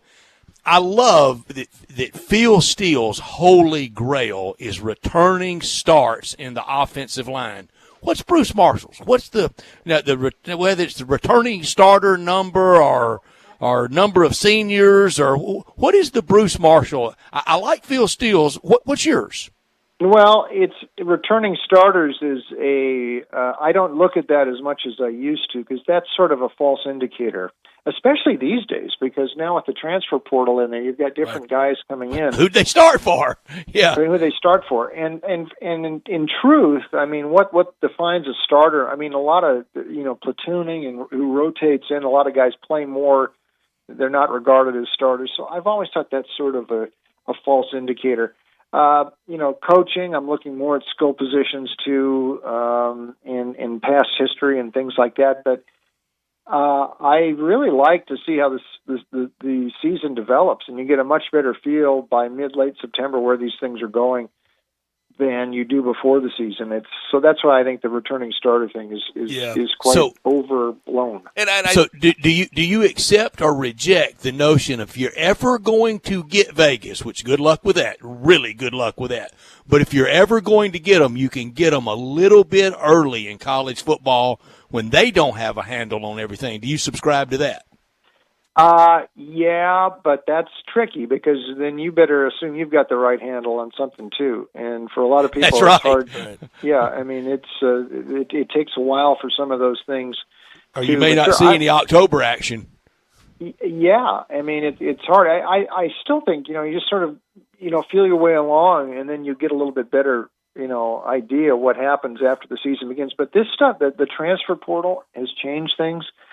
Different guys showing up and how quickly they acclimate. It doesn't happen overnight with a lot of these teams. That's why I'm wondering, some of these schools that have got all these new guys coming in, that might not, they may overrate a team like USC, say, early in the season, with all these new guys coming in. So that's why by the way, speaking of the portal, this is an interesting development. If they limit the portal window, which they're talking about 2 of them, which would be just like they do in European soccer for the transfer windows, that would probably be a good thing and lend some order to this stuff, because there's guys still transferring now, and we're into June, and that makes it a little bit harder to, before the season, to really figure out how all these pieces fit. And Bruce, I totally agree with your sentiment there. Like, when we're talking about returning starters, I like returning starters if they were good starters. Nothing kills me more than before the season when we're talking about a team or defense. Well, they had 11 out of 11 starters return on the defensive side of the ball.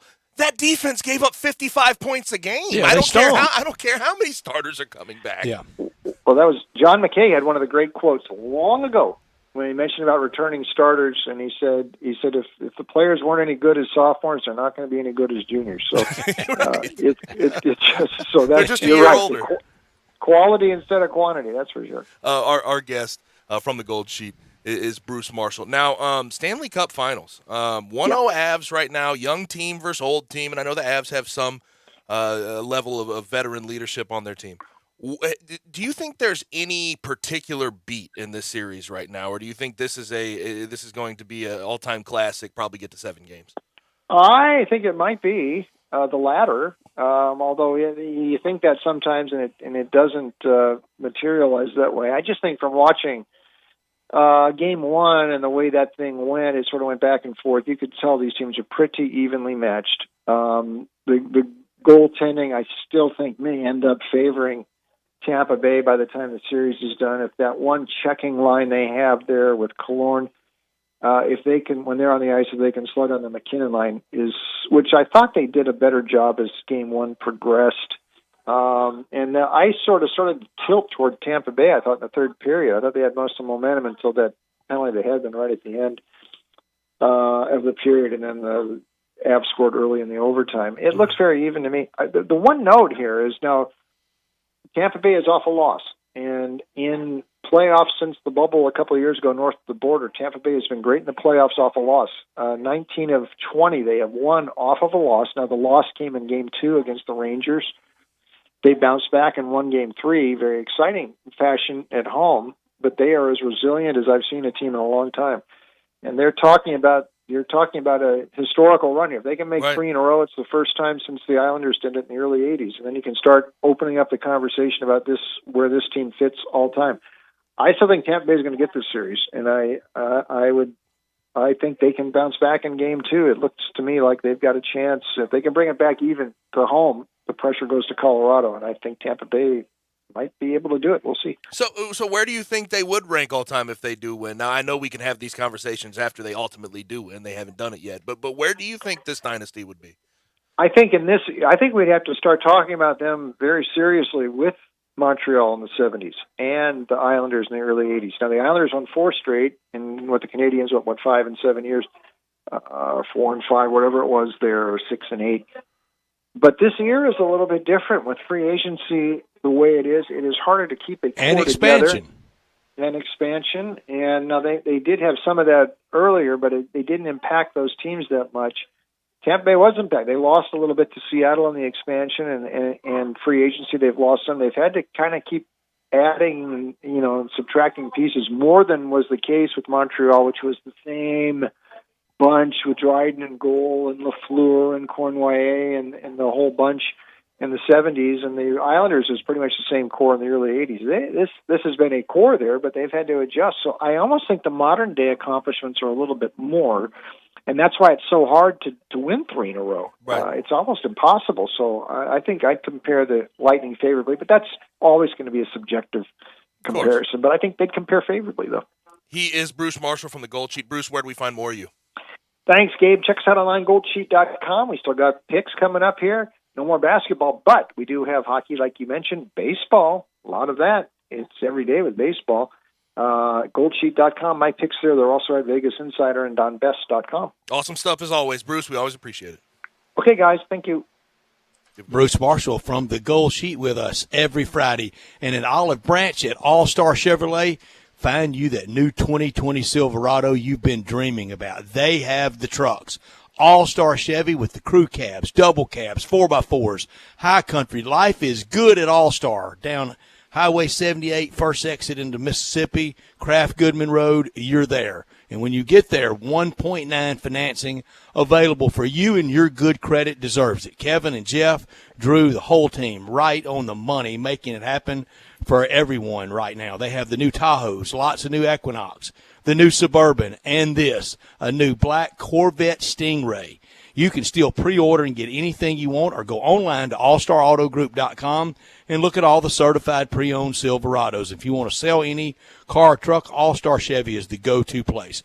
Bring it to Olive Branch and get your check today, and you don't have to buy anything. See Kevin or Jeff for some crazy good money. Just bring it on, even if you owe money against it. Remember, it's not the Pike, it's not South Haven, not Bartlett, Mount Moriah, or Collierville. It's got to be Olive Branch at All-Star Chevrolet, where the good guys are. Find new roads to All-Star Chevy and Olive Branch, or go to allstarautogroup.com. So top of the 8th right now in the first game of the College World Series, Oklahoma versus Texas A&M. Oklahoma up 12-8. A&M, though, has sort of chipped away at this lead as this game has gone along. We'll see if they can sort of tie it or get over top here relatively soon. Now, the Razorbacks, the Arkansas Razorbacks, don't play till Game 1 tomorrow. But we have to have a discussion about what they can get done versus Stanford. And to do that, we bring on Drew Barrett from ESPN Arkansas next.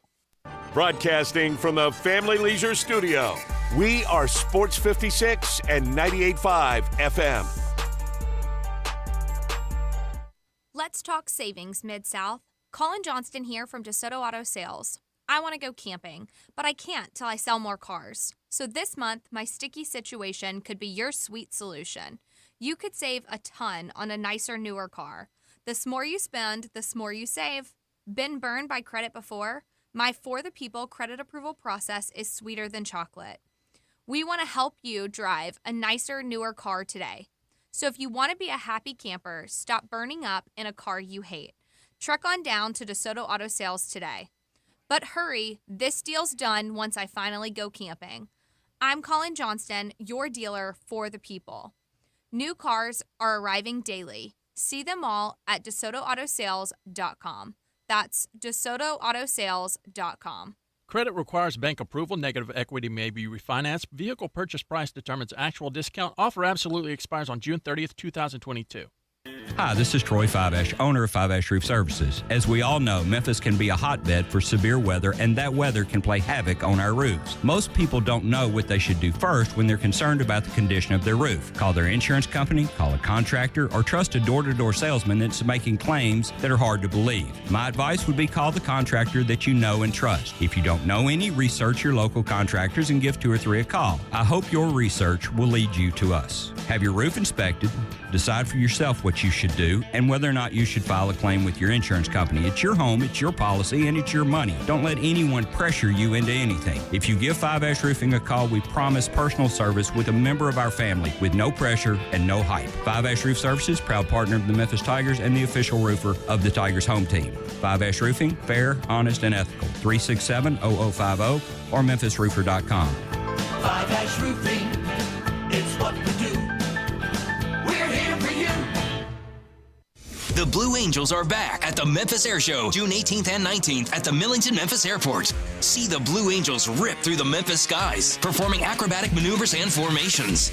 Tons of death-defying performers. B-17 Texas Raiders, F-35 Lightning, F-22 Raptor, Leapfrogs, Skip Stewart, Kids Family Fun Zone. All performances are included in the price of admission. Discounted tickets are available for a limited time at MidSouthAirshow.com. See you at the Memphis Air Show, June 18th and 19th at the Millington Memphis Airport. I'm John Conway with Conway Services. Is your home's main sewer line backed up? Do you have multiple plumbing fixtures in your home backing up? Better call the rooter experts at Conway Services for our $99 main drain opening special with accessible clean out. We'll come out and open your home's main drain for only $99. And if it should clog again over the next year, we'll come back and open it again for free. We will inspect your main sewer line using our state-of-the-art Rooter Vision camera system, all for only $99. So call Conway Services, your neighborhood rooter experts, at 384-3511.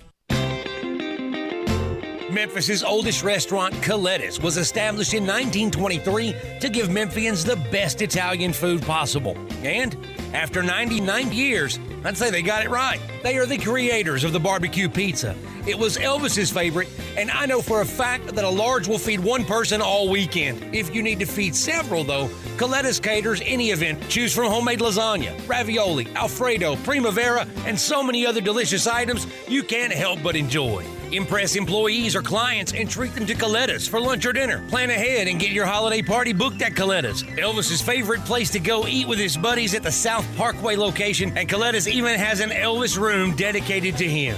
Call Coletta's on South Parkway at 948-7652 or Appling Road at 383-1122. Coletta's. It was Elvis's favorite, and it should be yours too.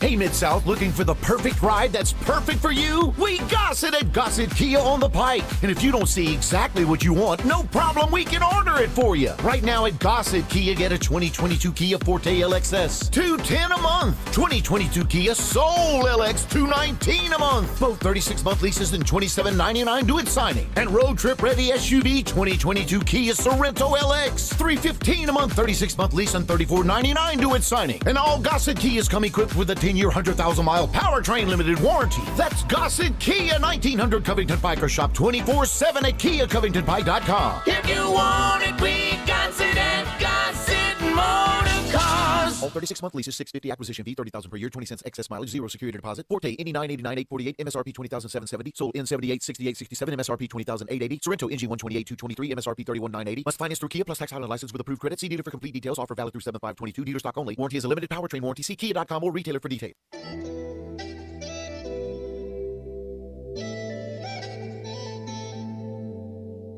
Now, back to Sports Time on Sports 56 and 98.5 FM. This hour is brought to you by the Big Green Egg. I think This is the best chicken I ever had. Here once again are Gabe Kuhn and Brett Norsworthy.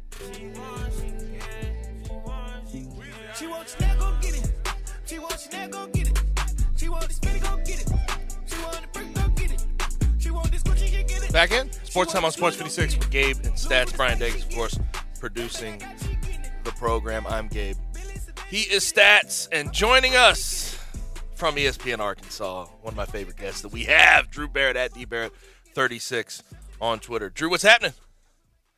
Oh, not much. It's a beautiful, hot day here in the natural state. But, Gabe, first, I know y'all probably want to talk baseball, but I'm a little disappointed in you, Gabe. I was listening to y'all's show on the Twitter machine earlier today. You need to put some respect on David Lingmer's name, sir. He is the pride of Tarnish, Sweden, and the unofficial mayor of Sweden, Arkansas, in Jefferson County. He's already dropped down 8 spots. He's 2 over on the name.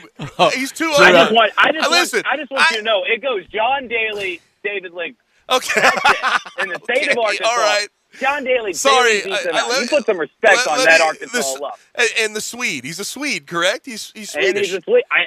And I told you, the unofficial mayor of Sweden, Arkansas, Jefferson County, right outside of Pine Bluff. You know what? I will never. Drew, I love you learning the geography of the state. That's beautiful. I will never make that mistake again. But know what else I can't mistake? Did I see over the weekend? Were you at a Jimmy Buffett concert or what? I was. I finally got to go to my very first Jimmy Buffett concert last Look good, too. at the Walmart Amp in Rogers, Arkansas. And I was with my great fiance, but I told her that last Thursday was the happiest day of my life. So she's got some pretty high expectations if that wedding's going to pass it. 'Cause, Wow. I mean, I'm a big Jimmy Buffett fan. I mean, some people don't know. I actually have a Jimmy Buffett themed tattoo. So, like, it was probably one of the best days ever. So he's 75. How'd he sound? I mean, how was the concert in general? Was great. Jimmy Buffett, 75. Perfect. It was great. Yes, he's 75 years old.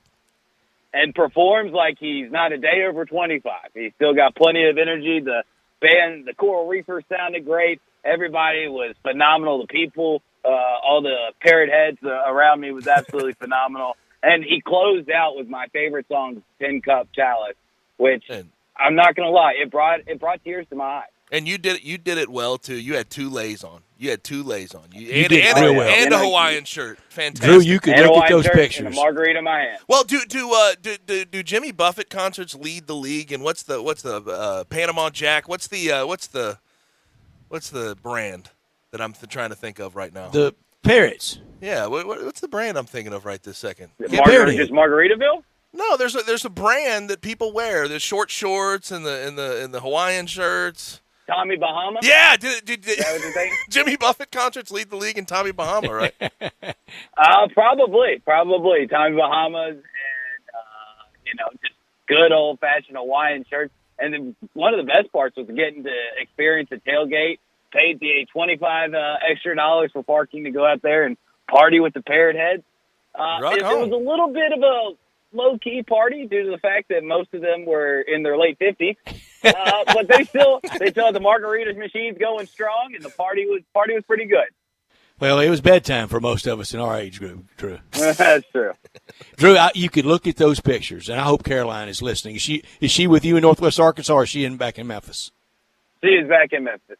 I hope, Caroline, I hope you're listening right now. You could look at those pictures and see how happy y'all are, and I'm so happy for y'all, and can't wait till next summer, July of 2023. Drew, for you, for all of us in broadcast, we like topics. We like to be driven by the news of the day, and like to have a lot to discuss. You look at what in the Razorbacks are y'all's primary go-to topic, and other things, but it's very Razorback centric. If they play in the third and final game of the College World Series Finals in that 2 out of 3, they will play on Monday night, June 27th. You also could have rain in there. It might even be a day or two later than that. But let's say it's June 27th. Win or lose, you're in the afterglow. Win, you're in the afterglow literally right up to Toe Hits football opening day against Cincinnati. And I can tell you now, spoiler alert, the national championship team will get introduced on the field that day before they run through the A against Cincinnati. Might even in defeat. my point being, y'all are going to go with baseball, and then boom, you're right into media days. That content and what you kind of have in the can, taped and other stuff, that carries you right up to August 1. Your summer's set, Drew. It is set. I mean, there is no need to start putting away ideas for Mount Rushmores and list seasons and lightly shaded pencil season, which I do love all of those. Those are some of my favorite seasons of sport. But it is just a great time to be in the Arkansas media, because how many places around the country are buzzing with excitement and things to cover this late, into June. Most markets are kind of looking at all national-based places, going ahead and looking towards football, but baseball is main stage here in Arkansas, and it's been fun to watch, and it's just been an incredible turnaround that Dave Van Horn and this team has had. And this is the first time all year that you kind of gauge the pulse of the fan base, and it feels like all the pressure is gone. They made Omaha. That's always the goal. 7th time with Dave Van Horn, 11th time for Arkansas in its great history. And it does just feel like there's not really an expectation to win. Now, they obviously want them to, but I feel like even if Arkansas was to go 0-2 and barbecue in Omaha, then I still think most people would see this season as being a success, because let's face it, you make it to Omaha, and any season that ends in Omaha, whether you're lifting a trophy or not, is a successful one. Yeah, and I promise I don't mean this in a negative light. I'm just curious the thought of the fan base and the media alike when it comes to Dave Van Horn. Dave Van Horn's been fantastic at Arkansas, winner every single year, and got close to winning a College World Series a couple of times, but he hasn't actually gotten over that hump. To you, and what you've viewed, does it feel kind of like not reaching that pinnacle has been a inhibitor on that program to a certain extent, or do people still follow it the same and are rabid about it? Well, they are just rabid about it. I've been saying, since I've got here that, while football is great, it's what everybody hangs their hat on. Basketball, obviously, back in Elite Eight. I'd say Arkansas is a baseball school. I mean, they love it. They're passionate about it. They watch every single game. They listen to my co-host, Phil Elson, who's the voice of Razorback baseball, religiously. I mean, to where they can tell you exactly what Phil and his partner, Bubba Carpenter, former Arkansas Razorback great in the late 80s, talked about in the third inning with a 2-2 count against Stanford back February 28th in Round Rock, just to throw out an example. Like, they follow it so religiously. They know exactly what they might have joked about in that third inning. So, and I don't think that it's getting to the point where, all right, these Omaha trips are great and all, yes, the rankings, recruiting class, but when you're finally going to win one, I don't think that's hit that point yet. Okay. Now, that is always something that's in the back. I think that's going to be in the back of people's minds. It's great, but at some point, and you're not even close to it, at some point, you got to make sure you don't turn into a Florida State. You don't turn into a program that goes 25 times without winning. So it hasn't reached that complete unfulfilled narrative. Not yet. No. I'd say, Drew, when you get into FSU land, and when you get into FSU land in baseball, and there are others from around sports, Georgia football hadn't quite reached that, but 1980 to last year, it was approaching something. You get way past scar tissue being good, and it's when scar tissue turns into a psychiatry bill. Exactly. When you go to the Omaha as many times as Florida State had, and just never to be able to be the final team raising that trophy, they're Rosenblatt or TD American Trade or now Charles Schwab Field at Omaha. It does become just this again and again. But like I said, I think Dave Van Horn and Arkansas, they have a good another 10 trips in them. I think once they make it to the 20 mark, then you can start to look at that. But until then, I mean, and especially because baseball, it's the hardest it is the hardest national championship to win, because college baseball is the drunkest sport of any collegiate, professional, any sport on the planet. College baseball is the drunkenness because you never know what's going to happen. Yeah, and people get hot at weird times. You saw it with Ole Miss. Exactly. Ole Miss, in the middle of the season, you could have left them for dead, and now they're in this position as one of the hottest teams going into the tournament. Now, Arkansas versus Stanford. Stanford, one of the some of the shortest odds to win the whole thing. What do you think about this matchup, and do you think Arkansas can handle themselves tomorrow? I think they definitely can. I think they have a shot to win. And obviously you want to get off on the right foot at Omaha. It's all about staying in that winner's bracket. Playing right? downhill. You don't ever Playing downhill Yeah, exactly. with momentum. Exactly. That's what it's all about. And if they're able to get through Stanford, I think that will kind of set the tone for how it's going to be on that side of the bracket. Now, like you said, on that side of the bracket, you've also got Auburn and Ole Miss, and those are both teams that Arkansas has obviously played this year. Both teams that Arkansas has won 2 out of 3 this year, one on the Plains and one in Fayetteville. So it's going to set the tone. I think Arkansas wins Saturday. I think they've got a really good shot of going 3-0 and straight to the championship series on Saturday, next Saturday.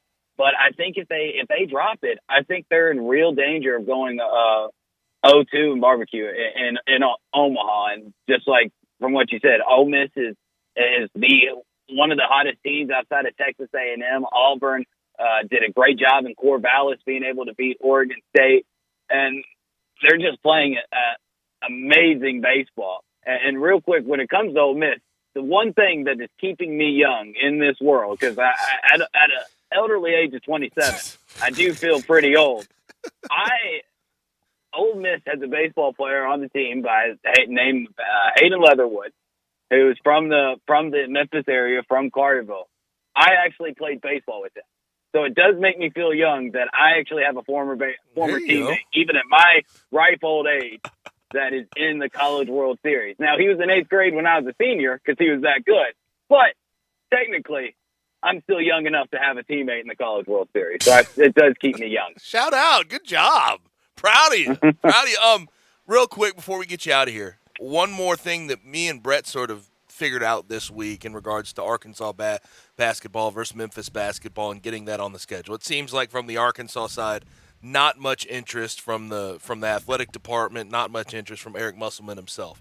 I guess that the only question I have is, and I think we've discussed this to a certain extent, from a fan perspective, from a consumer perspective, how much do you think they would appreciate or like that Memphis series?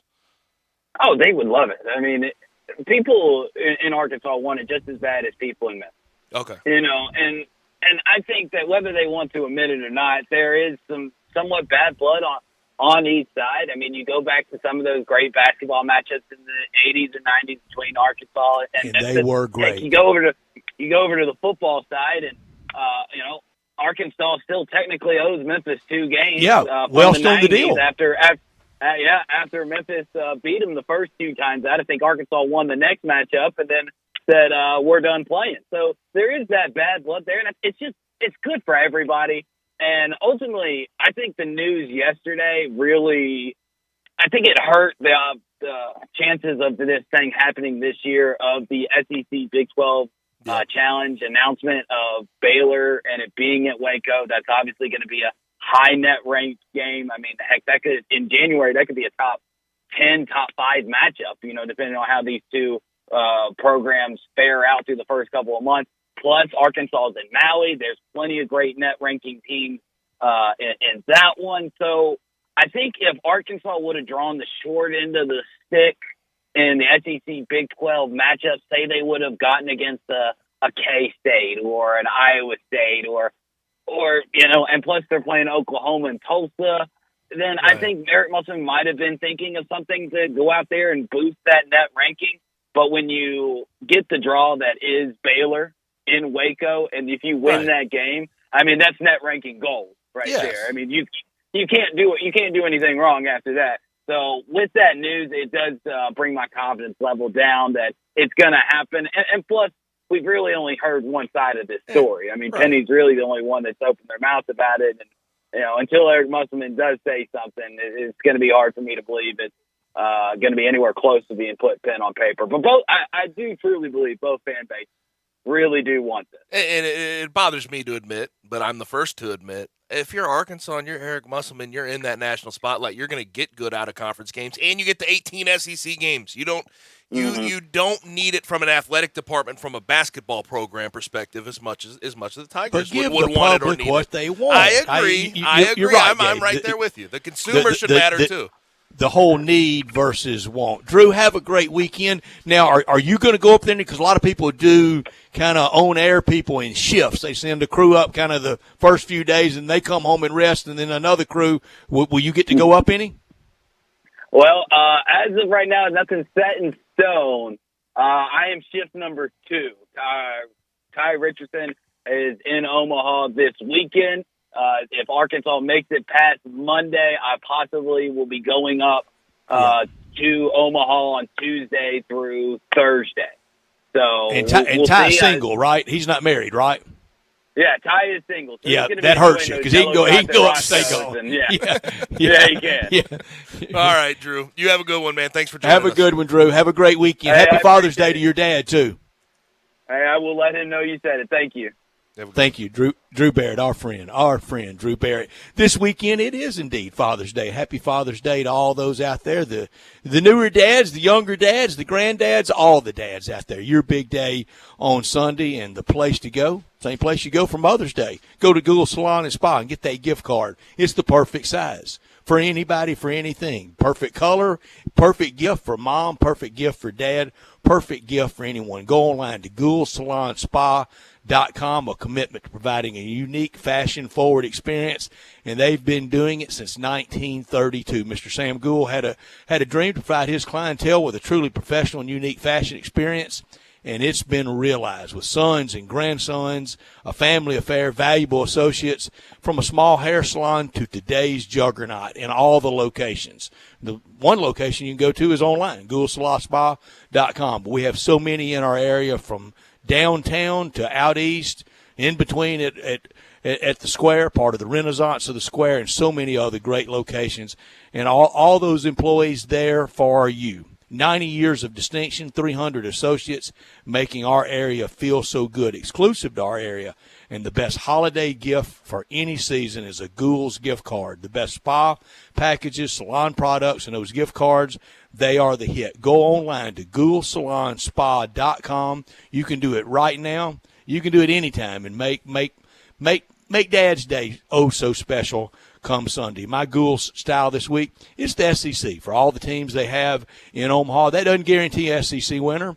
Probably won't guarantee all SEC final, with A&M being the only one on one side. They're down 12-8 right now in the top of the ninth, but have that's Oklahoma at bat. I'm sorry. Oklahoma's still batting in the ninth. So A&M's already got to try to start digging out. But a great year for SEC baseball, and it'll only get tougher with OU and Texas about to join. And my style goes to, and it's going to be sort of twofold. Bob McKillop Davidson retires after 33 years on the job, and what he did. Southern, Big South Conference, they were independent, Big South, Southern, then they were the A-10. And what he did with them over the years, 634 and 380 win to loss. 634 to 380. He did a heck of a job. Stayed at a small school his entire career too, which not a lot of people do. And from a tournament standpoint, 1, 2, 3, 4, 5, 6, 7, 8, 9 times into the NCAA tournament, and he coached one of the greats. And that's Steph Curry. And I could also give him some style for winning his first finals MVP with splits of 31-6 and 5 in the 4th win out of 8 years for that Warriors franchise, that Warriors dynasty. Let's just be completely honest about it. Now let's get to our final break of the second hour. And when we come back, we're going to wrap it up by giving you an U.S. Open leaderboard. You already know you can listen to Sports 56 anywhere with the Sports 56 app or at sports56whbq.com. But you can also watch us daily with live video of all of our shows on Twitter, Facebook, YouTube, and Twitch. Let's say you need a new car, so you go to a dealer, right? Wrong. You need to go to Mount Moriah Auto Sales. Why? Because why limit yourself to just one kind of car when you can choose from all kinds of cars, SUVs, and trucks? All different years, all different makes, all different models. Really good prices, too. Now, everyone says that about the money, but Mount Moriah Auto Sales proves it. They work hard to get you the deal you want, even financing. Plus, they have a huge full-service department to help you take care of your car. So many choices at Mount Moriah Auto Sales. They're almost unlimited, with new vehicles coming in every day. Now, these are really good cars and trucks and SUVs that you'll want to drive. And yes, low miles too. It's so easy. Just go to Mount Moriah Auto Sales, tell them what you want, but keep your eyes open because you might just find the car of your dreams. Mount Moriah Auto Sales makes it all possible. Go to MountMoriahAutoSales.com. Mount Moriah Auto Sales, right on the corner, right on the price, right on Mount Moriah. This is the week we all say, thanks, Dad. Father's Day is this Sunday. You know, you want them to remember that special day, don't you? The best way is with Dinstall's. Not sure what to get them? Let me help you. Dinstall's has Cashew Crunch. They got Pecan Brittle and Peanut Brittle, a trio of butter brittles that'll really make them smile. You'll love the special price, just in time for Father's Day on all the brittles. Oh, there's chocolate-covered raspberries. They're back, as well as the usual, the strawberries, the grapes, and the pineapple. And you know, Dinstall's does it with that special fondant, and then they enrobe it in chocolate. It's the best. Oh, and don't forget the turtlettes, or the covered chocolate nuts, all with that great Dinstall's rich milk, or even more healthy, dark chocolate. You can stop by Dinstall's for Dad's favorite in Laurelwood, Germantown, Collierville, downtown, and where they make it, Pleasant View. Dinstall's, making sweet memories for over 120 years. Looking for a high-efficiency planting solution? The Case IH 2150 Early Riser Planter combines the industry's most accurate planter technologies with a rugged row unit for a fast and uniform emergence. The Case IH 2150 Early Riser operates at your speed and adapts to unique field conditions so that you can maximize your yield potential. Stop in or call Mid-South Ag Equipment at 662-890-3141 to learn more. That's Mid-South Ag, your Case IH Equipment headquarters. Did you know nearly 40% of men under 40 and over 75% of men over the age of 40 experience sexual performance concerns? At the Memphis Men's Clinic, their experienced physician performs a comprehensive evaluation that determines which specific issues may interfere with your sexual performance. These issues can vary and range from anxiety to medical issues, low testosterone, or erectile dysfunction. The Memphis Men's Clinic has evaluated hundreds of men of all ages over the years and reestablished a normal sexual life. The Memphis Men's Clinic will work aggressively to resolve issues and allow you to restore your sexual health and overall well-being. That's the Memphis way. If you're 20 years old or 90 years old, come and get cared for the Memphis way. Treatment that's based on your specific needs after a professional clinical evaluation by their experienced board-certified physician. Call the Memphis Men's Clinic today at 901-443-0475 or visit memphismensclinic.com. Hey everybody, I'm out here in Olive Branch looking at every new 2022 Silverado truck you're looking for. And All-Star Chevy has them. Crew cabs, double cabs, 4x4s, high country. Life is good out here at All-Star. 1.9 financing is available and your good credit deserves it. And Kevin and Jeff are spot on, making it happen. They have the new Tahoes, lots of new Equinoxes. Here's a new Suburban, and this, a brand new black Corvette Stingray. You could still pre-order and get anything you want, or go to AllStarAutoGroup.com and look at all the new certified pre-owned Silverados. And if you want to sell any car or truck, All-Star Chevy is the place to go. Bring it here to Olive Branch and get a check today. You don't have to buy anything. See Kevin or Jeff for some crazy good money. Just bring it on, even if you owe money on it. Remember, it's not the Pike, not Southaven, not Bartlett, Mount Moriah, or Collierville. It's got to be Olive Branch, people. So find new roads to All-Star Chevy in Olive Branch or go to allstarautogroup.com. 13 platinum records, over 65 million albums sold worldwide. This is Poison. Brett, Bobby, Cece, Ricky. The original lineup returns. Sunday, July 3rd. Center stage at Silver Star Casino. Tickets on sale now. Visit PearlRiverResort.com. Don't miss the party of the year. Poison World Tour 2022.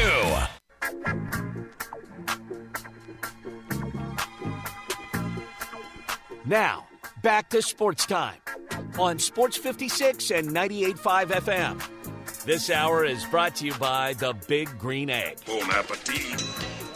Here once again are Gabe Kuhn and Brett Norsworthy. Papa was a Rolling Stone, but now I got Rolling Stones in the bezel. Ice. Mama at home all alone, hustling, trying to keep this shit together. Gabe Stats back with you. I'm Gabe Stats. Now, we do have a U.S. Open leaderboard update. And it looks like Colin Morikawa, who was just on 17, by the way, with an eagle putt opportunity to go up 2 strokes, he gets a birdie on 17, and it puts him at 5 under and atop the leaderboard. Following him, John Rahm now at 4 under. Joel Dahman at 4 under. Hayden Buckley, I think number 259 in the world, if I just checked. He's at 4 under. And there's one more that that I cannot think of right this second. But they're all at 4 under. 3 under right now. Nick Hardy, Scotty Scheffler is done for the day. He had a 3 under day. He looked good. David Lingmerth, shout out to the guy, but he has not gained a stroke today. He has not done anything all of that much substance. Still at 3 under. He has dropped down the leaderboard. Rory McIlroy right there at 3 under as well. Before we get to our number 3, let me tell you about one of the best places, if not the best place. Honestly, you know what? Why am I even understanding it? It is the best place to get barbecue in Memphis, and it's not even close. If you're a local here, you know this to be true. Central Barbecue. Open daily, and there's 4 locations. Midtown on Central Avenue, Central Barbecue. You do the math there. Downtown by the Civil Rights Museum, Summer. And the one that I always go to, you can order delivery on the website as well, Poplar. And Poplar, I got to say, with the weather and it being hot, they have an outdoor patio. They have some cover for you. They have some turf out there. It is nice. It is fantastic. It's state-of-the-art in that Poplar location. Whether it's the turkey, the pork, the chicken, they have all the meat possible that you want. And smoke is their sauce, so you're going to get a good smoky flavor off of that, and they have a bunch of different barbecue sauce options for you. And when it comes to sides, gluten-free options. Not all barbecue places have gluten-free options. I will tell you that right now, but you can get the greens, the slaw, the baked beans. You can get the mac and cheese. They have so much for you, and you cannot go wrong with any of it. If you want to ship that barbecue anywhere, eatcbq.com and click on that shipping tab. Again, eatcbq.com, click on that shipping tab. You want catering? Catering's very easy to get to as well. For 15 or more people, lunch or dinner, 901-527-9990. Again, 15 or more people if you want to cater that barbecue, 901-527-9990. But again, those locations to eat daily. Midtown, Central Avenue, downtown by the Civil Rights Museum, Summer, and the one you can pop your head in and see me at, Poplar Avenue. It's the newest one. It's state-of-the-art, and I love it. Central Barbecue Smoke is their sauce. That'll do it for hour number 2. Hour number 3 on the way, and we started talking some College World Series, maybe a little bit college football with Michael Katz from the Northeast Mississippi Daily Journal.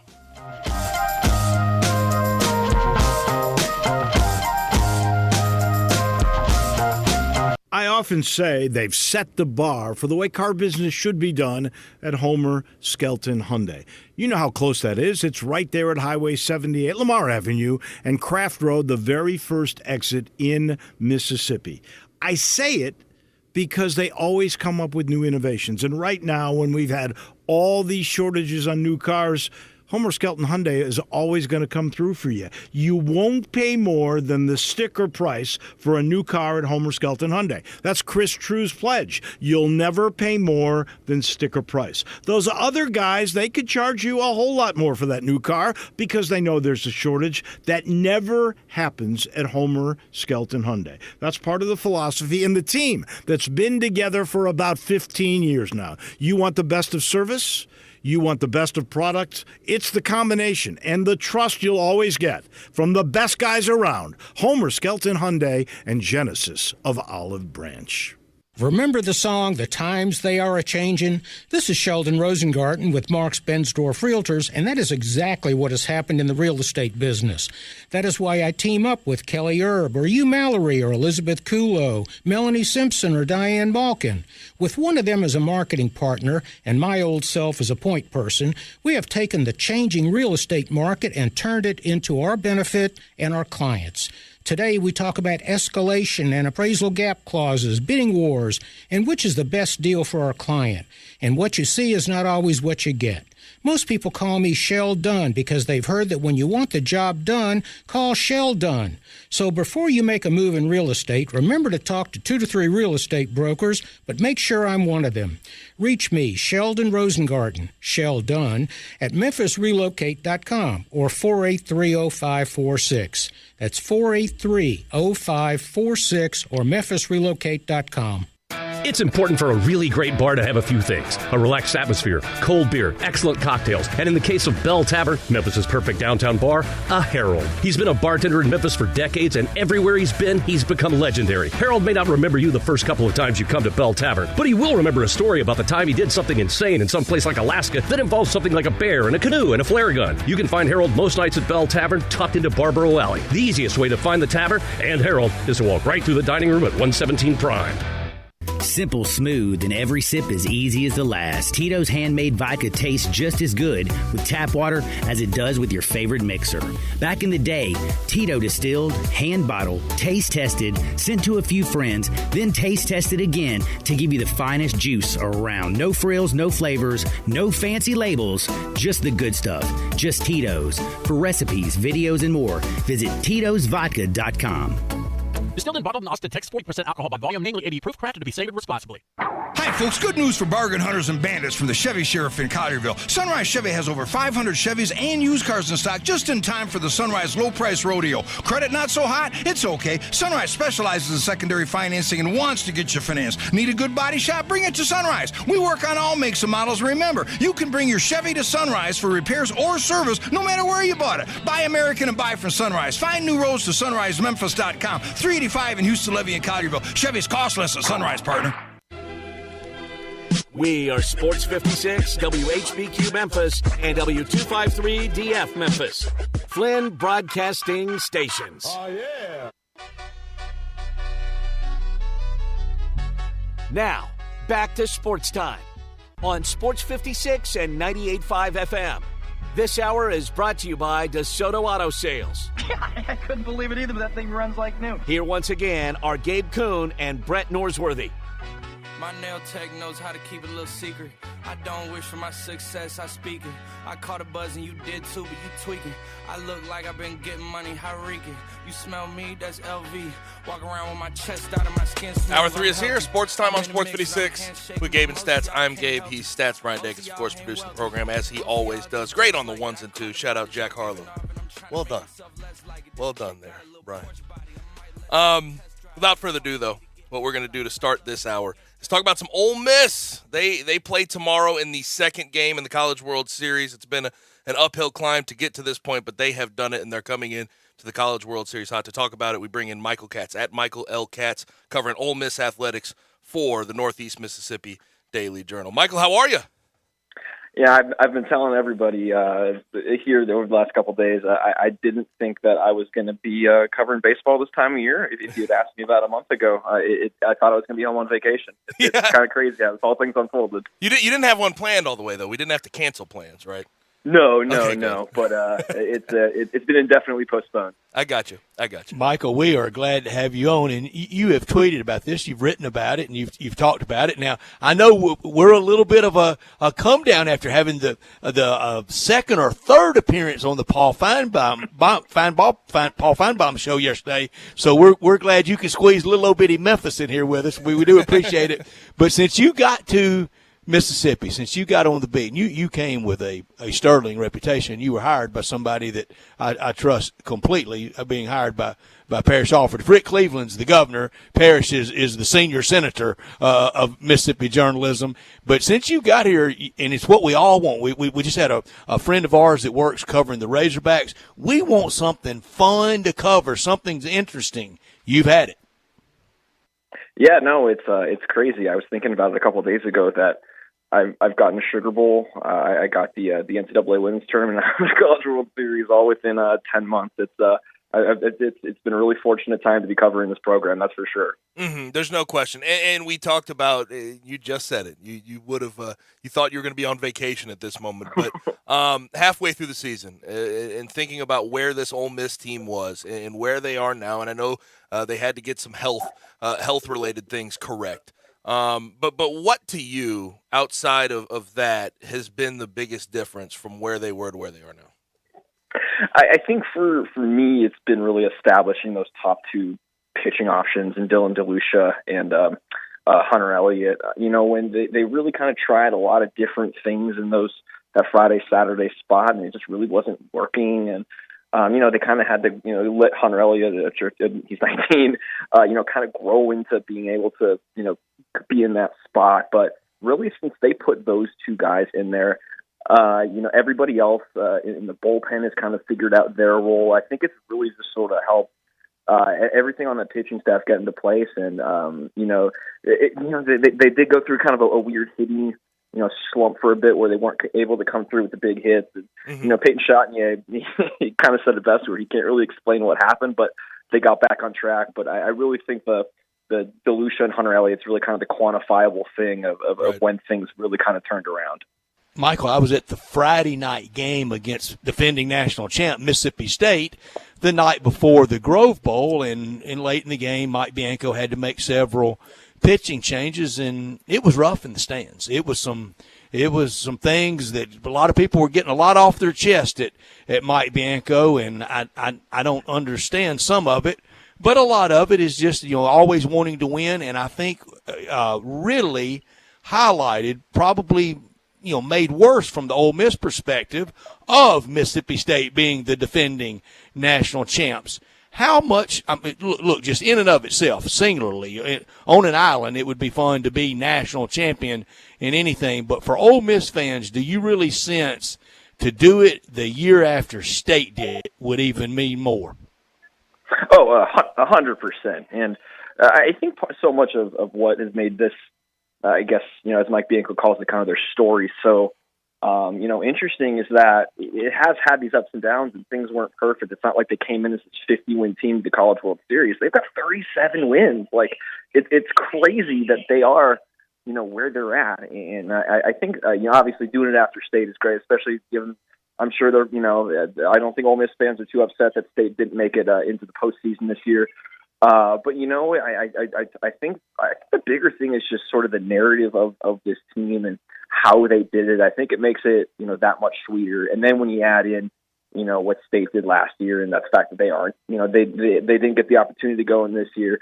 I think fans are feeling pretty good. And this is somewhat of an obvious question, but I think it holds a lot of value in this conversation. Tim Elko and what he's done this year and what he's done in this sort of torrid stretch they've been on. He has been fantastic. Not just the 22 bombs, but how much do you think for him from a leadership standpoint?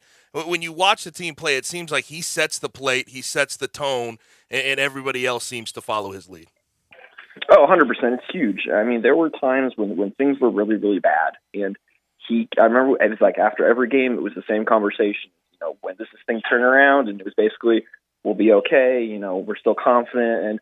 And, for a while, it sounds like lip service. And then they actually did it. And so I don't think this happens without, Tim Elko and Kevin Graham and guys like that who really, they never lost hope, even when things were, even they were 7-14.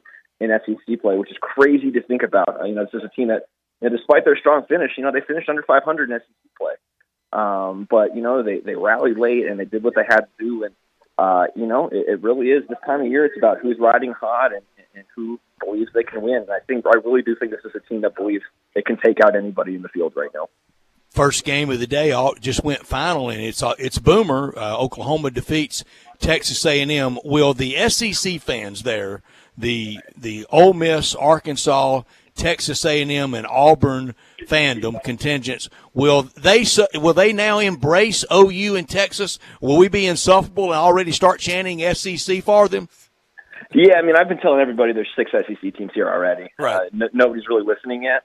But I think you got to play up the brand. So no, it's crazy. I mean, the craziest thing is that there are 4 current SEC West teams, and depending how the pods end up when OU and Texas, you can have 6 teams in the same division, all in the College World Series. It's an exciting time to be in. SEC baseball is always really good, and I know there was maybe people didn't think it was necessarily as good as it's been before. But man, you look at the College World Series and it's pretty exciting. And the quote unquote best team didn't even make it. Right. Tennessee, everybody's prohibitive favorite, didn't even make it here. So it's just such a strong conference. And Michael, last weekend, that was a Twitter phenomenon. That was something that I didn't think I would ever see in my life. That seemingly, it's never everyone, but it feels like it because such a cacophony coming from the Twitter machine. But I never thought everybody would rally around that plucky Notre Dame like that. Yeah, no, I've been telling people, I'm a USC graduate, and I've never seen that many people root for Notre Dame, but here we are.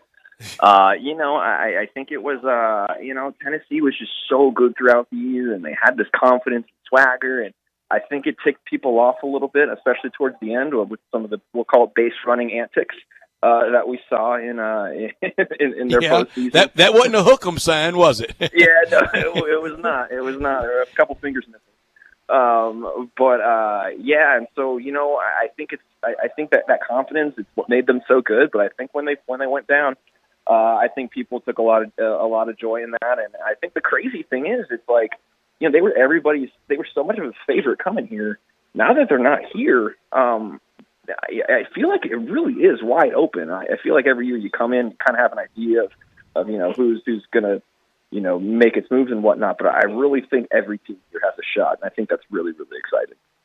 From the Texas perspective, I got a kick out of last week, and I got a kick out of this week, really talking about the horns down and the NCAA making sure an anthem singer wouldn't be there for the College World Series because of the horns down gesture. I feel like, and Brett and I have discussed this, they have to start to get used to the horns down gesture if they're going to be in the SEC for a long time, because it will happen. There's nothing they can really do about it. Well, yeah, I mean, the more you complain about it, the more people are going to exactly. Do it. It's going to get so much worse now. Mm-hmm. I think you just got to kind of embrace it and know what you are and who you are, and that people don't like you. And I think the less that you call the manager about it. You're right. The Ken and the Karen move. I hear it. Yeah.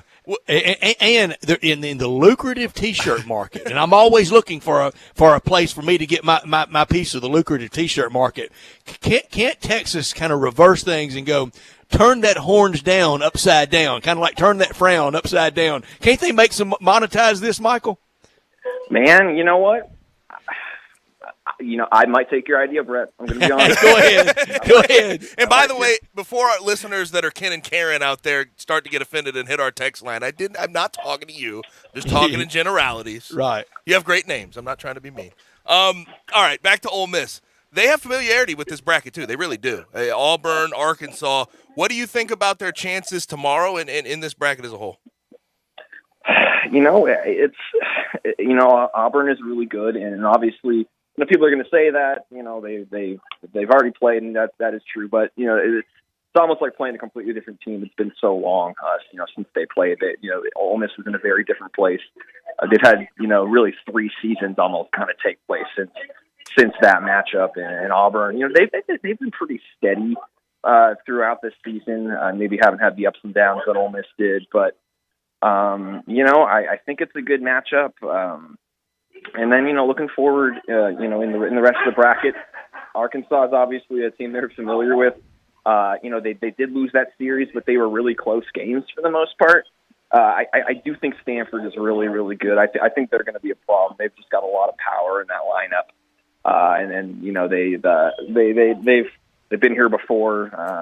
I think they're dangerous, but I think, again, like I said, it's one of those things where really any team in the bracket, if they get hot at the right time, I think anyone can make it out. It's going to be a lot of fun.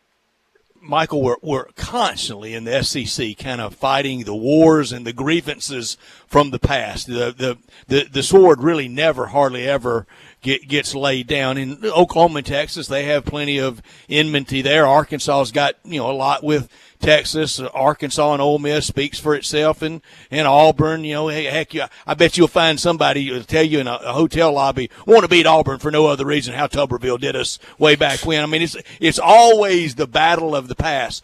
But before that, like today, or maybe when it's more like Stanford and Arkansas, do you think the rest of the SEC teams will pull for Arkansas? Ooh, I don't know. That's difficult. I don't know. There's some people who are big, like, rooting for conference guys. I think a lot of people say that and then they absolutely never do it. So, you know, I don't know. I think allegiances are pretty hard to break as much as they would probably want to see, a team like Arkansas do it. I think it would hurt a lot of people, you know, to have to root for a team they usually root against. Conference the guy pulling for conference, that always manifests more after the fact than during the battle. Yeah, no, that's the I hope everybody has fun out there guy. He doesn't really exist. Yeah, I hear you. Our guest Michael Katz on Ole Miss from Northeast Mississippi Daily Journal. Now, is it 10 weeks, Brett? Is it 10 weeks till college football season? 10 weeks tomorrow till week 0, 11 until kind of just everybody gets going on Saturday, September 3rd. But who's counting, Michael? Yeah, I love the tally. Tally. I'm working on Troy pregame tomorrow while you're in Omaha. Yeah, no, I've been looking at it. Depending on how far Ole Miss goes, there will be like 3 weeks between when this ends and when SEC Media Day starts. It's really coming up really fast. Yeah, and SEC Media Days, I'd imagine there's going to be a couple news drops. That's just my hunch. Nothing to talk about there. No storylines. Yeah, I sort of wonder before now and then, once we get there, what we're going to hear about scheduling and everything else. Do you expect something like that to happen once we get down to SEC Media Days? I imagine so, but, you know, I'm more expecting, you know, Jimbo to probably say something, and, you know, that's usually where this ends up. It's like, right. You know, but, I don't know if anything definitive is going to happen, but it's definitely going to get brought up because I know people are going to ask, and it's obviously something that people are interested in and want to and need to know more about, but I can more guarantee that there will be some sort of petty squabble between now and then between someone. Oh, we're here for the petty. Michael Katz, who is not petty, he's our guest, and we love having him. And no, you are not. We love having you in this area, and you've made a big contribution to our area. Michael, of course, Athletics Director Keith Carter will be prominent, but do you expect fundraisers, parties, availabilities with the other coaches? Will Coach Kiffin show? Will Coach Yo show? Coach Kermit Davis? Will there be a conveyor belt of private planes from Oxford to Omaha to capitalize on this moment? Because I know at bowl time, the bowl party fundraisers, when they're that happy, and maybe in a little bit, they might add a 0 to a check. Yeah, I mean, I think this really is something you have to take advantage of. I would not be surprised to see some people here in the next few days. This does not happen very often for most schools, and you know, just kind of given everything that this program has been through, you know, coming so close the last few years, almost not being in it all this year, and doing what they've done, I do think it's a big opportunity. I think as many faces here as possible is probably the best interest of everybody. No question about it. Ole Miss playing tomorrow, 6 p.m. Central Time on ESPN2. Should be a really good one against Auburn. And joining us, and very, very happy for him to join us, Michael Katz, at Michael L. Katz on Twitter from the Northeast Mississippi Daily Journal. Michael, appreciate it, man. Let's do it again soon. Great job. Absolutely. Appreciate you guys. Thank you so much. Michael Katz, who is torn it up on the Ole Miss beat, and so much fun to have around. It had been at Wyoming, as he said. He went to college in USC. I think he was reared in the Southern California area, now in Lafayette County, covering the Ole Miss Rebels. That's a lot of different areas, I'll tell you what. About covered all his bases. There would be times last year I said, how bad's the culture shock? And he said, it's not the culture shock, it's this humidity. I said, man, it's cool right now. He's really getting it now. Yeah, he is. He's really getting it. This hour of our show brought to you every day by DeSoto Auto Sales at 5704 Goodman Road, online at DeSotoAutoSales.com. Very proud to serve DeSoto County and the surrounding area. Very high standards, the highest standards at DeSoto Auto Sales. All the cars thoroughly examined, test out, bumper to bumper. Unlimited inventory, every make, every model, and if you whatever car you need, they'll go out and find it for you. No shortcuts taken. You'll be treated like family by kind, courteous employees, laid-back atmosphere. They care about your time. They want you to enjoy the ultimate car experience. They know we live in a very busy world. The hustle and the bustle, time really matters. That's why you find the car you want, test drive that car, credit approved, paperwork completed. You're out of there in 45 minutes or less. It's a guarantee. You can do it over your busy lunch hour. You got all day to do it tomorrow, but you're not going to need all day. You need 45 minutes, and they will take care of you at DeSoto Auto Sales. 662-890-7184. Come on down to DeSoto County for that town and country experience every time at DeSoto Auto Sales. So here's what we're going to do. We're going to get to an early break, and when we come back, we have What's Trending. We have a lot of things to get to still upcoming on the show with our last 30 to 40 minutes. We have to talk about Klay Thompson going after Jaren Jackson Jr. in the presser after winning a championship last night, saying he took offense to the strength in numbers tweet that Jaren Jackson Jr. put out in March. Also, we have some NFL news notes to get to, including a Deshaun Watson update as the NFL preps to hand down a punishment. You're listening to Sports 56 98.5. You have opinions? Well, you gotta have an opinion. Of course you do.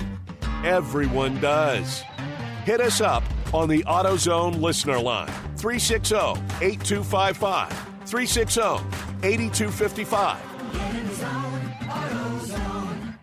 Welcome to Triumph Auto Sales, where you'll have a great car buying experience. Triumph Auto Sales is your #1 source of quality pre-owned vehicles ranging from lease returns to new car trades, all at huge savings. Plus, Triumph has a full array of financing options to meet your needs. Find your next car online at triumphautosales.com or stop in today at 4875 Elmore Road. Triumph Auto Sales will help you get the vehicle you want at the price you need and the service you deserve. For a great car and a great experience from a local and family-owned business, visit Triumph Auto Sales.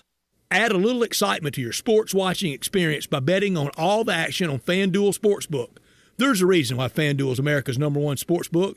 Their app is simple to use. They've got great odds on all different betting markets, unique, fun bet types like same-game parlay, and exclusive, always-on promotions such as enhanced odds boosts on the biggest events to let you get more action out of every game day. And if you win, they even get you your winnings safely in as little as 24 hours. If you've never tried FanDuel Sportsbook, what are you waiting for? Download the FanDuel Sportsbook app to get started and be sure to sign up with promo code CASH so they know I sent you. That's FanDuel Sportsbook, promo code CASH. Must be 21 and older and present in Tennessee. First online real money wager only. $10 first deposit required. Bonus issued is non-withdrawable site credit that expires 14 days after receipt. Restrictions apply. See full terms at sportsbook.fanduel.com. Gambling problem? Call the Tennessee Red Line at 1-800-889-9789. I often say they've set the bar for the way car business should be done at Homer Skelton Hyundai. You know how close that is. It's right there at Highway 78, Lamar Avenue, and Craft Road, the very first exit in Mississippi. I say it because they always come up with new innovations. And right now, when we've had all these shortages on new cars, Homer Skelton Hyundai is always going to come through for you. You won't pay more than the sticker price for a new car at Homer Skelton Hyundai. That's Chris True's pledge. You'll never pay more than sticker price. Those other guys, they could charge you a whole lot more for that new car because they know there's a shortage. That never happens at Homer Skelton Hyundai. That's part of the philosophy and the team that's been together for about 15 years now. You want the best of service? You want the best of products? It's the combination and the trust you'll always get from the best guys around, Homer Skelton Hyundai and Genesis of Olive Branch. It's time to vacation at home with Family Leisure. That's right. Enjoy a vacation in your own backyard with a little help from Family Leisure. Like play gyms and trampolines, they're now $500 off. And those trampolines, by the way, they've got that mesh on the side, so trampolines are now safe and you'll be the hit of the neighborhood. They've got hot tubs in stock and ready to go, and you can get up to $1,000 off when you pick them up. All kinds of do-it-yourself pool specials, like savings of up to $1,500 on all in-stock pools when you pick it up and install them yourself. And if you're looking for patio furniture, then stop on in because they have tons in stock and they're ready for you to pick up. So get ready for that vacation at home with the help from Family Leisure. Family Leisure's Vacation at Home sale. It's happening right now at Whitten Road and I-40, where family and fun truly do come together. Hey, Mid-South, the Make the Switch event is on now at Gossett, and we're ready to put you in a new ride today. Have you been looking for the perfect vehicle for you and your family, but you're finding inventory's at its lowest? Well, we have the solution at Gossett. Chrysler, Jeep, Dodge, Ram, Fiat on the Pike. Stop the searching, stop the begging for a good deal. Come to Gossett, and we'll order the perfect vehicle for you at no extra charge. It'll be the color, the extras, the one you want to drive every day, all day long. Gossett will order the perfect vehicle just for you. It's easy, won't take long, won't break the bank, won't make you wait for hours. We'll order what you want at Gossett, 1901 Covington Pike. You won't be paying for market adjustments or added costs you can't even figure out. And you will not pay more than MSRP for your new Chrysler, Jeep, Dodge, Ram, or Fiat. Now is the time that you drive past the rest and come to the best. Gossett, Chrysler, Jeep, Dodge, Ram, Fiat. Online, GossettMotorCars.net. If you want it, we got it at Gossett Motor Cars. All pricing includes all rebates and incentives, excludes tax, title, and license with approved credit. See dealer for complete details. Offer valid through 6/30/2022. Dealer stock only.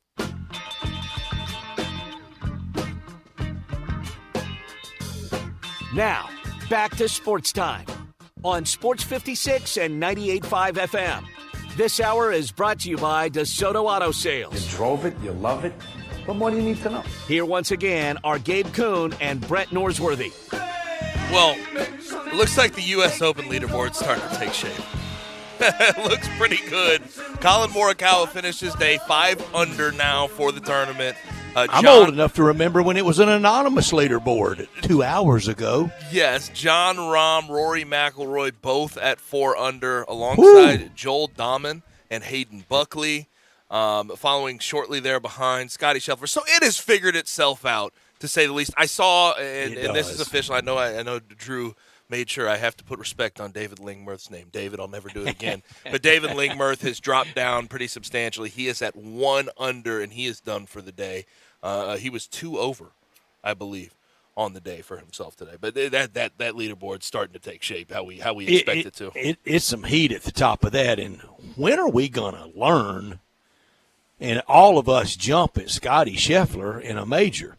And this year he's having. If he wins this weekend, we're talking historic golf year. That would be ridiculous. We're talking Hall of Fame in a year. Are you still? And I don't have a strong take. Are you still stuck on him as Player of the Year, or do you think there's other guys who could sort of come along? I am right now. That could change if Justin Thomas were to win this week and be 2 majors in a year. And we don't know what's going to happen in the Open Championship. But if he got Masters in April and U.S. Open in June and all those tour wins, that's strong. Mm-hmm. Now, we have about 30 minutes left in today's show. If you want to hit us up before we're out for the show, for Friday's show and for the week, hit us up, 901-360-8255, AutoZone Listen Line, get in the zone, AutoZone. Also, you can message us on our socials, Sports56 WHBQ on Twitter, YouTube, Facebook, and Twitch. Go to our website as well, sports56whbq.com, for featured audio in every hour of our podcast. Now, we had the NBA Finals wrap up, NBA season. We're on to the offseason now, and a lot of things could happen with the Grizzlies. We discussed a little bit of those yesterday. But Klay Thompson, in his post-game remarks, in his post-game presser, let it be known that he was annoyed with one of the Grizzlies players. That player in particular was Jaren Jackson Jr. This is what Klay had to say. There was this one player on the Grizzlies who tweeted strength in numbers after they beat us in the regular season, and it pissed me off so much. I can't wait to retweet that thing. Freaking bum. I had to watch that. I'm just like, this freaking clown. Okay. Sorry. That memory just popped up.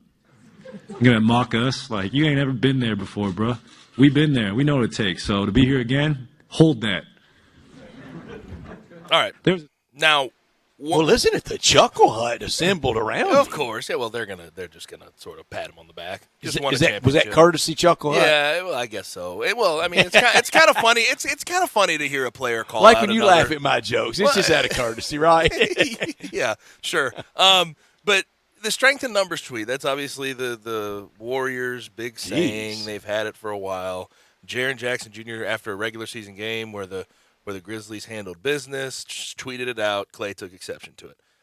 I just find it interesting that after one of the high notes of your career, like this has got to be for Klay Thompson, like coming off of injury, the comeback, the biggest year of his career to prove that he still has some game. But you get to this high note, and Jaren Jackson Jr., a 22-year-old, is on your brain that much that you have to spew something out that happened 3 months ago via social media. It is all he tweeted out was 3 words, and you're bothered by that. I honestly, I look at this, and there's always the double-edged sword where it's like, oh, well, how much do you want guys to be involved on social media? Does it bother their game? We always ask these questions. But I like the fact that he's in Clay's head at this point. I think it's an overwhelmingly good thing to see that the Warriors are bothered by some of the antics of the Grizzlies. Yeah, Gabe, and Jaren Jackson has already done enough in this league. He is not a bomb. No, he's not. But it's Clay just speaking. A lot of emotion. I don't know why he had to go there, clown, bum, the whole thing. I don't either. Wouldn't a better tack, better angle had been? Maybe even to set it up with one of the chuckle hutters to ask him about it and him just go, scoreboard. They're playing We Are the Champions for us. I'm not thinking about him. Yeah, exactly. But Jaren Jackson, clearly the Grizzlies gave them a run for their money. They felt it, and now the Grizzlies are in their head to a certain extent. And I know they just won the championship. They shouldn't be worried about the Grizzlies, but clearly Clay is. There's something in there. Come on, schedule maker. Do us right. Christmas morning, yes. 11 o'clock, FedEx Forum. Now, there's other people in this league where you would say, okay, well, if it was, I don't know exactly what team I would pick that would say this, but there's some people out there would say, hey, well, Jaren Jackson Jr., yeah, that was probably wrong. Stay off. They've done it. You haven't. I think that if the Grizzlies stayed away from this, if they didn't have their social media antics, I feel like that's part of their brand. And I also feel like, contrary to most situations on social media where it takes you out of the right headspace, I think it almost puts them in the right headspace. I feel like they're that type of team that can handle it on social media and then back it up on the floor in a lot of ways. And Gabe, we're not talking about the New Orleans Pelicans talking. The Grizzlies have accomplished something. Yeah. They've done enough to chirp a little bit and have backed up enough of it. Now, was it the ultimate backup? No, only one team gets that, and that was Golden State. We know that. They win. But the Grizzlies have done enough to do a little jersey popping. Well, listen, you can say what you want. Yes, the last laugh this year, the Warriors got. There's no question. But we got some laughs. But go look at that roster for the Grizzlies right now. 22, 19, 25. The oldest guy's 28 in the starting lineup. They're coming. They're here. They have a chance to replicate what they did last year and maybe surpass it. And I saw this year, even without Ja in some of those games, they handled business against the Warriors and gave them a run for their money. So how about this? I just got a text from a friend of mine. I'll leave the name out, but he's a bright guy, and he knows marketing and merchandising. On Christmas morning, the rare break out the towels for Christmas morning with on the towels, whoop that bum. Okay, there you go. Listen, I don't mind that in the slide. Listen, I think this is a good thing. I think this is this is glad proof. you on our mind. This is Warriors. This is for me. This is proof that the Grizzlies are at least in the heads of the Western Conference champs, are in the heads of the people at the top of the Western Conference, and they've shown that they have value at the top of the Western Conference. People view them as somewhat of a threat. And Klay Thompson holding it that close to his vest for this long, for 3 months, and then he gets to the top, he should be happy, and he's worried about Jaren Jackson Jr. That tells me something. That's very telling. We know what happened in Game 1 of the Grizzlies-Warriors series. It was a heartbreaker. It ended up with the injury being the pivotal moments of that series. Boston gets Game 1 in San Francisco, and then not much else. Yeah, I still can't. The Celtics, they did what in the bed. That was just not good. It just didn't show up in those last 3 games. 2-1, you're up 2-1, you're in the driver's seat, and you just flop 3 games in a row and embarrass yourself turning the ball over. You look young, you look inexperienced, and it showed. I saw our friend John Varlas from the Daily Memphian. He tweeted earlier today that the Celtics need to make the big money offer to Tyus Jones. Yeah, listen, I understand the thought process there. Marcus Smart's still a defensive player of the year. I wonder how you, if you have a guy like Tyus Jones handling the ball, I wonder they how need a floor general. I know that, but I wonder how you keep Marcus Smart around and keep him in that role, or if you move off of him. And I don't know if Tyus Jones in particular is the type of point guard that really gets you over the hump as if you're the Celtics. But I understand the thought process. Tyus Jones is a good player. I'm not acting like he's not. But. Is he floor general, or does he still look to shoot first? Tyus? Or pass first? Tyus is going to be, if he was in that Celtics rotation, he would definitely be a pass first guy. But like as a starting point guard, and I know they have Jaylen Brown and Jason Tatum around him. I'd have to see that before I believe it as a huge upgrade in the grand scheme. I know he doesn't turn the ball over, and that was their big issue, but Jason Tatum and Jaylen Brown will still have their druthers. They'll still be on ball quite a bit next year. Not an excuse, but I do agree with what Keith Smith said to us yesterday. I think we will learn that Jason Tatum had more serious shoulder affliction than we knew about. Do you ever want to hear hear that? Do you want to hear that after? No, you never want to hear that because it sounds like an excuse. If you have to say not an excuse, well, guess what it is. There's no like Chris Paul every year. It's like if he gets knocked out, no matter if it's in the finals, the semifinals, before the Western Conference Finals. His hamstring was sprained. Well, it's always strained. Okay. Now, ESPN put out their way too early power rankings. I thought this was very interesting. Warriors at the top, no question. Boston Celtics second. Bucks third, and Bucks, of course, gave the Celtics a run for their money. Guess who is fourth behind those three teams? The Memphis Grizzlies. Oh, wow. Oh, okay. And I didn't know it. That's good. And they said as much. They're sort of pointing at the fact that Zach Kleiman is going to have a difficult path this year because now you're in that win-now mode, and you have to deal with Tyus Jones and Kyle Anderson in free agency. So you have to decide, veteran-wise, what you want to do on the open market, and if you want to stay in those draft picks and bring in three rookies, which I don't know is the right decision. But again, I said it yesterday. I don't know if there is one decision this offseason that I can say absolutely needs to be made. This has to happen right now. I don't know if the Grizzlies have super well-defined needs at this moment. Yeah, that may you're right. That may make for a harder offseason than when it's the total. Man, we need everything. When you're the second, we need everything. And it's easy too. Like the Ja Morant offseason, you get the second pick. Okay, we're getting Ja Morant. Like that's so 29 simple. teams would have done that. Exactly. It's so simple, so straightforward. Last year was a little different. Like that was a different move that was looked at not so fondly. That was looked at like, what are you doing? You could have stuck at 17, got a shooter, and figured it out. But he traded up.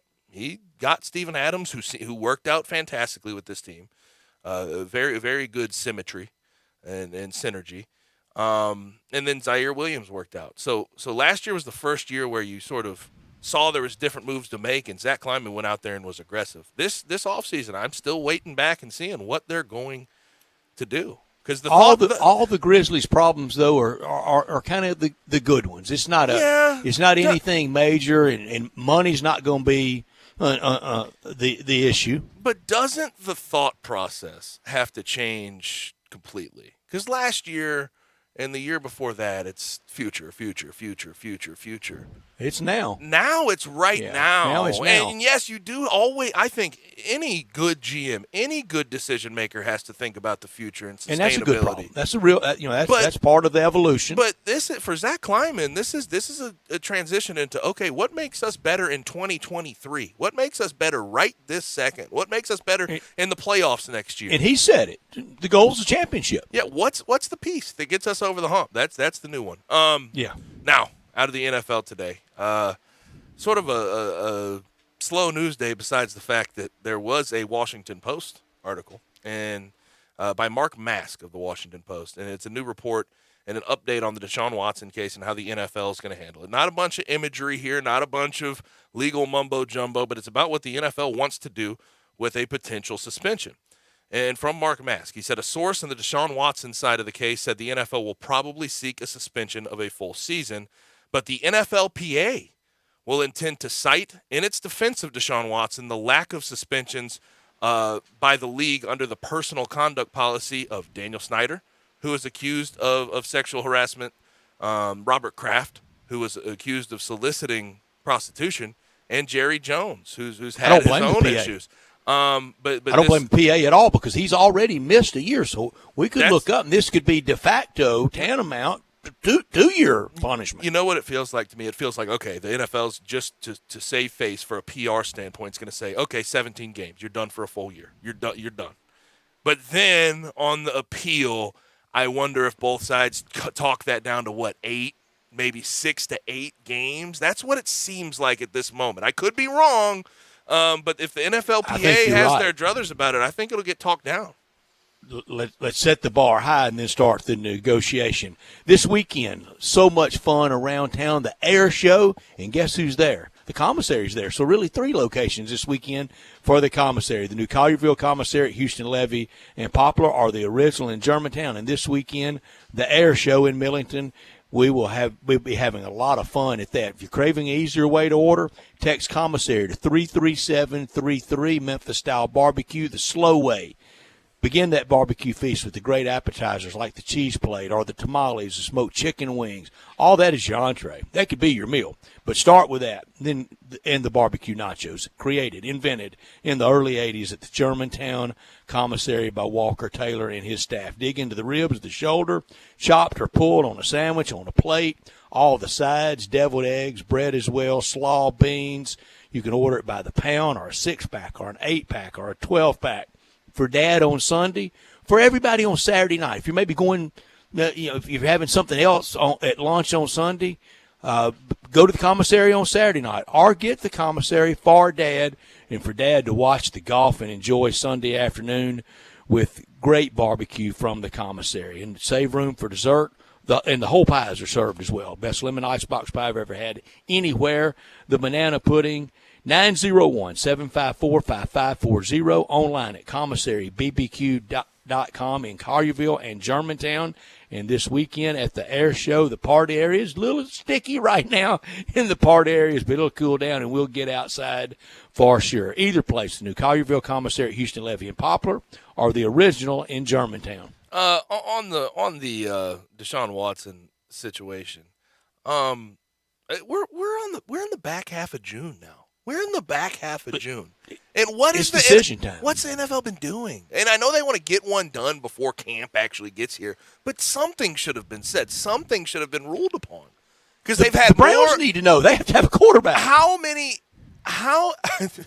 And you could talk about investigations and how long they take, especially 66 masseuses, the whole thing. It's been a year and a half. The fact that we haven't heard word one from the NFL, they're just sitting on their hands and doing nothing. 2 different cities for Deshaun Watson. I don't From understand. Houston to Cleveland. I don't understand. Most of this was in Houston, of course, but I don't understand how the NFL hasn't come up with anything. But I'm telling you, if what I said does happen, get prepared for the NFL to obviously say, okay, a year, and then they talk it down to 8, and then they're going to get a lot of PR buzz. They're going to get bad PR, and they're going to say, listen, our hands were tied. We couldn't do anything about it. But the fact that they haven't acted on it to this point shows me that they're not all that interested in suspending Deshaun Watson, right? I mean, that's all I can take away from this. They could have acted on this, and they have chosen not to up to this point. I mean, the New York Times did an expose. The New York Times had a better investigatory process, it seems, than the NFL at this point. So we will continue to monitor it. Just a bizarre situation all around. Let's go ahead and get to our final break of the day. When we come back, last segment of the week, we get to talk about crunch time. Start your day with Sports 56 Mornings with Greg Gaston and Eli Savoy. Weekday mornings from 7 to 10, right here on Sports 56 and 98.5 FM. I'm with the expert. Yeah, that's right, expert. Kyle Storms here with Big Green Egg. Kyle, what can you cook on a Big Green Egg? Almost anything. You can smoke, bake, roast, sear, and grill. Some of the best barbecue desserts and pizzas I've ever eaten have been cooked on a Big Green Egg. I have to be honest. The last grill I had fell apart on me. I had to throw it away. What kind of warranty comes with a Big Green Egg? This will truly be the last grill you have to buy. Big Green Egg has had a lifetime warranty on all ceramic parts of the egg since 1995. I talk to customers all the time that have had their eggs for 10, 20, 30 plus years. You can't say that about most grills. How long has the Big Green Egg been around? Big Green Egg was founded in 1974 by naval engineer Ed Fisher and has never changed ownership. Ed found out that no matter what you throw on an egg, it just comes out better. And now more and more people find out every year. At Vanelli's Deli, new summer menu items: roast beef sandwich, Italian chef salad, or my favorite is the chicken breast salad, gigantic bowl of lettuce, black olives, grated cheese, sliced mushrooms, green peppers, diced chicken breast, with ranch dressing, yum. And ask about Vanelli's Deli catering, family or corporate. Call today and ask for Charles at 901-754-2246. Is your wife asking you to stop eating junk food? Well, we have you covered at Humdinger's. It's quick and it's healthy, and most important, it tastes amazing. With many choices from salmon salad to rainbow trout and grilled asparagus. Come visit us for lunch at Humdinger's, 6300 Poplar Avenue. So good, Coach Penny eats with us weekly. Don't forget, Humdinger's offers full-service catering for weddings, social events, or your corporate lunches. You can call 901-260-8292 to find out more. Make sure to stop by 10th Inning Sports Bar and Grill for the best home-cooked lunches around Monday through Friday, 11 a.m. till 2 p.m. Meatloaf, baked chicken, catfish, and more, along with yummy veggies. Plus a great brunch on weekends from 10 a.m. till 2 p.m. They have plenty of TVs to watch sports, and they have live entertainment on the weekends. Join them on Sundays for Left Turn Sunday NASCAR watch parties with beer and food specials. 10th Inning Sports Bar and Grill, voted the #1 sports bar in DeSoto County. Getwell Road, South Haven. Hey, Mid-South, looking for the perfect ride that's perfect for you? We got it at Gossett Kia on the Pike. And if you don't see exactly what you want, no problem, we can order it for you. Right now at Gossett Kia, get a 2022 Kia Forte LXS, $210 a month. 2022 Kia Soul LX, $219 a month. Both 36-month leases and $27.99 due at signing. And road trip ready SUV 2022 Kia Sorrento LX, $315 a month, 36-month lease and $34.99 due at signing. And all Gossett Kias come equipped with a 10-year, 100,000-mile powertrain limited warranty. That's Gossett Kia, 1900 Covington Pike, or shop 24/7 at KiaCovingtonPike.com. If you want it, we got it at Gossett Motor Cars. All 36-month leases, $650 acquisition fee, $30,000 per year, 20 cents excess mileage, 0 security deposit. Forte, $89.89, $848, MSRP $20,770. Sold in $78, $68, $67, MSRP $20,880. Sorrento, NG $128, $223, MSRP $31,980. Must finance through Kia plus tax Highland license with approved credit. See dealer for complete details. Offer valid through 7/5/22. Dealer stock only. Warranty is a limited powertrain warranty. See Kia.com or retailer for details.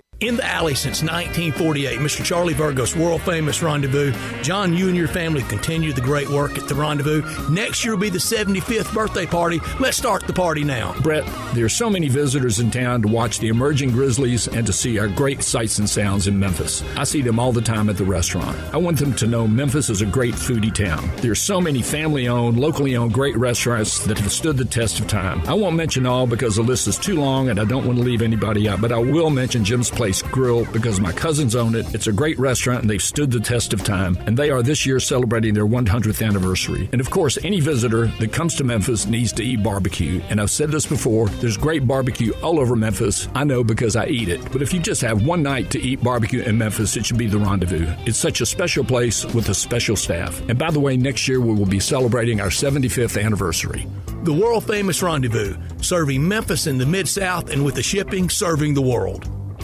Do you know one of the best things you can do for your employees or family's health? Provide Arctic Clear bottled water. Arctic Clear bottled water is your locally owned and operated bottled water provider. Arctic Clear is 100% natural spring water with free delivery and setup, dependable service, and no long-term contracts. What an easy choice. Call Jeff Manus today, 901-382-2363, or visit arctic-clear.com. Arctic Clear bottled water. Call now, 382-2363. That's 382-2363.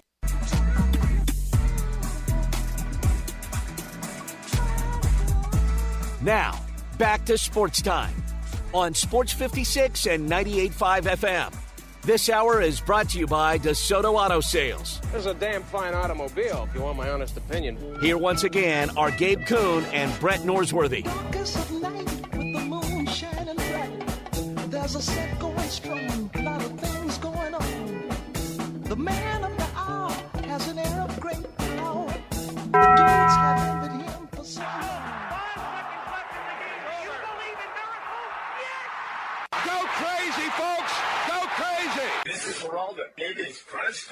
are looking live. In your life have you seen anything like that? Goodbye. Hello, Haskell. It's obviously crunch time. Hammer, nail, coffin. This baby is over. The double steak grilled cheese burrito, so good. Double the steak with nacho cheese sauce, seasoned rice, red strips, sour cream, and the 3-cheese blend wrapped inside a warm flour tortilla, with even more 3-cheese blend grilled on the top.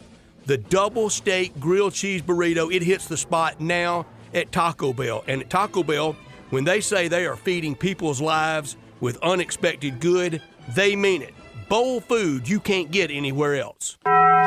So some relatively good news heading into the weekend for Tiger basketball fans, and it's not official yet, but it's certainly looking like it could be relatively soon. But Travis Branham has crystal balled Boise State transfer Emmanuel Acott to Memphis. Obviously started at Arizona and then transferred to Boise State last year, 10.6 points per game.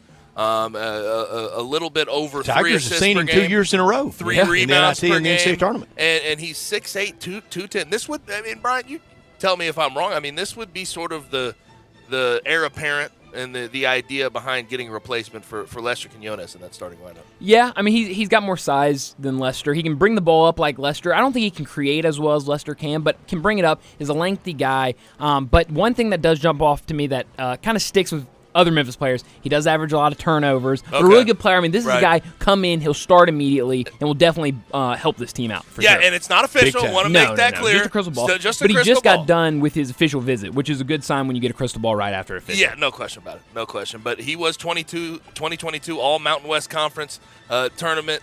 And former 5-star. And he is he's 23 too. So this is going to be a pretty old starting lineup if he does. That's what Penny wanted. Decide to add himself to this roster.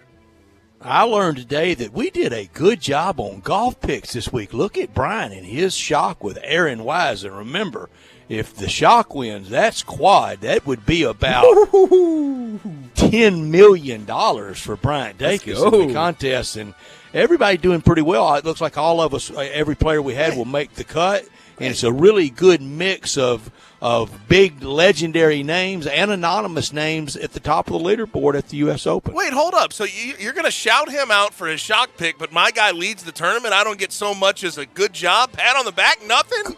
Good job, Gabe. Shock? But 10 million beats 2.4 every day. Yep. But he has to win, right?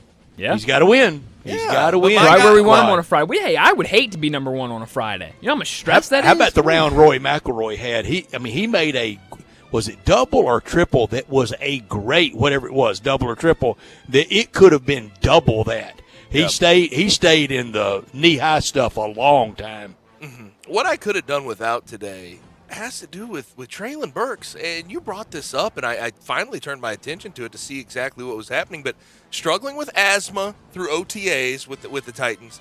But yesterday, being reported, and reported by Mike Vrabel himself from the horse's mouth, that he is unavailable for Titans mandatory minicamp, and he has not been able to participate. I just have a lot of questions about this. Is it just the asthma, or is there something else? Because he played in Arkansas. I mean, he's had to deal with. He's from South Arkansas. He's from Pine Tree Country. He's had to deal with this level of humidity and heat all the time. I hope it doesn't hamper him in his career. But right now, not looking good for Traylon Burks. Let me tell you where he's from is timber country. You can't breathe down there. Right. Wow. I'm shocked at this as well. I could have done without. And I think this is going to develop into a bigger and bigger story. There's real trouble with Vince McMahon at the WWE, and I'm not too sad over that because I think Vince McMahon and the garbage that he put out through the years with the WWE, it has debased the rest of sport. A lot of the stuff we see around sports, I think, came direct from WWE. I think he has been as damaging to the body politic of sport that Howard Stern was to radio. The fact that he's stepping down, by the way, and giving it over to Stephanie right this second, that tells you all you need to know. He knows what's coming down. And the investigation is looking at $3 million in hush money he paid to a former employee that he allegedly had an affair with. And it's also looking through all the various NDAs he had over the years. Just a disgusting situation. And like, usually you want to say, Oh, I'm surprised. I cannot say even Not remotely that I'm even close to surprised. Shocked it took this long. Yeah, exactly. What I'm looking forward to over the weekend. Much. A whole bunch. I'm looking forward to the Cardinals versus the Red Sox in Fenway. Also, for me, NHL. Looking forward to NHL over the weekend. We just get one game, Lightning at Avalanche, Game 2, and Avalanche, the young guys, one game lead over the Lightning right now. Tonight, Adam Wainwright against Michael Wacha, the former Cardinal Michael Wacha. Also, Yankees and Jays will be a good series all weekend. You mentioned the Stanley Cup. We'll sure be watching the golf. It could be a traditional familiar name, or it could be an anonymous name, and all weekend long, they'll be playing for first place at AutoZone Park. Big name or even anonymous name, does Live Golf make an offer by Monday to the winner to have a big splashy press conference? We'll see. More offers are going to come out, though. That's another thing to keep an eye on. Also, over the weekend, I'm looking forward to see. I got to get a second listen into this Drake album. I got to get my second listen. Brett, you get your first listen. We'll compare reviews. And happy Father's Day to you guys, dads. Absolutely. Happy Father's Day to all the dads out there. That's all we have for today in the week. Thanks for joining us. Thanks to Alan Bell, Bruce Marshall, Drew Barrett, and Michael Katz for their contributions to today's show. For Brett, for Brian, I'm Gabe. Enjoy your night, your weekend, and be safe. We'll holler at you Monday.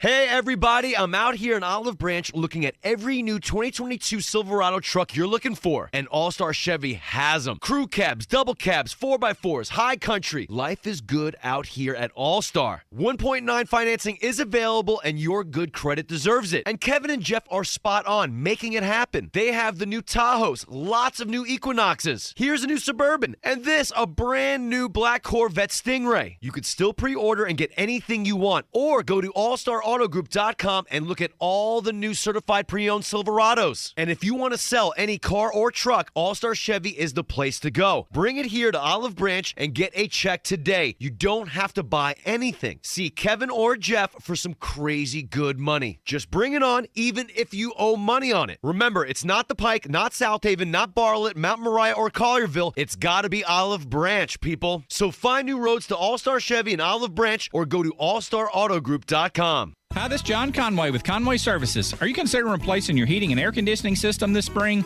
Good news, it's Carrier Cool Cash Days at Conway Services. Receive up to a $1,550 instant rebate toward the purchase of select Carrier Infinity systems. If you happen to need 2 new systems, that'd be up to a $3,100 instant rebate. If that's not enough, we'll include an April air cleaner, a 10-year parts warranty, and a free Nest thermostat. So call Conway Services, the Mid-South's premier heating, cooling, plumbing, and electric service company at 384-3511.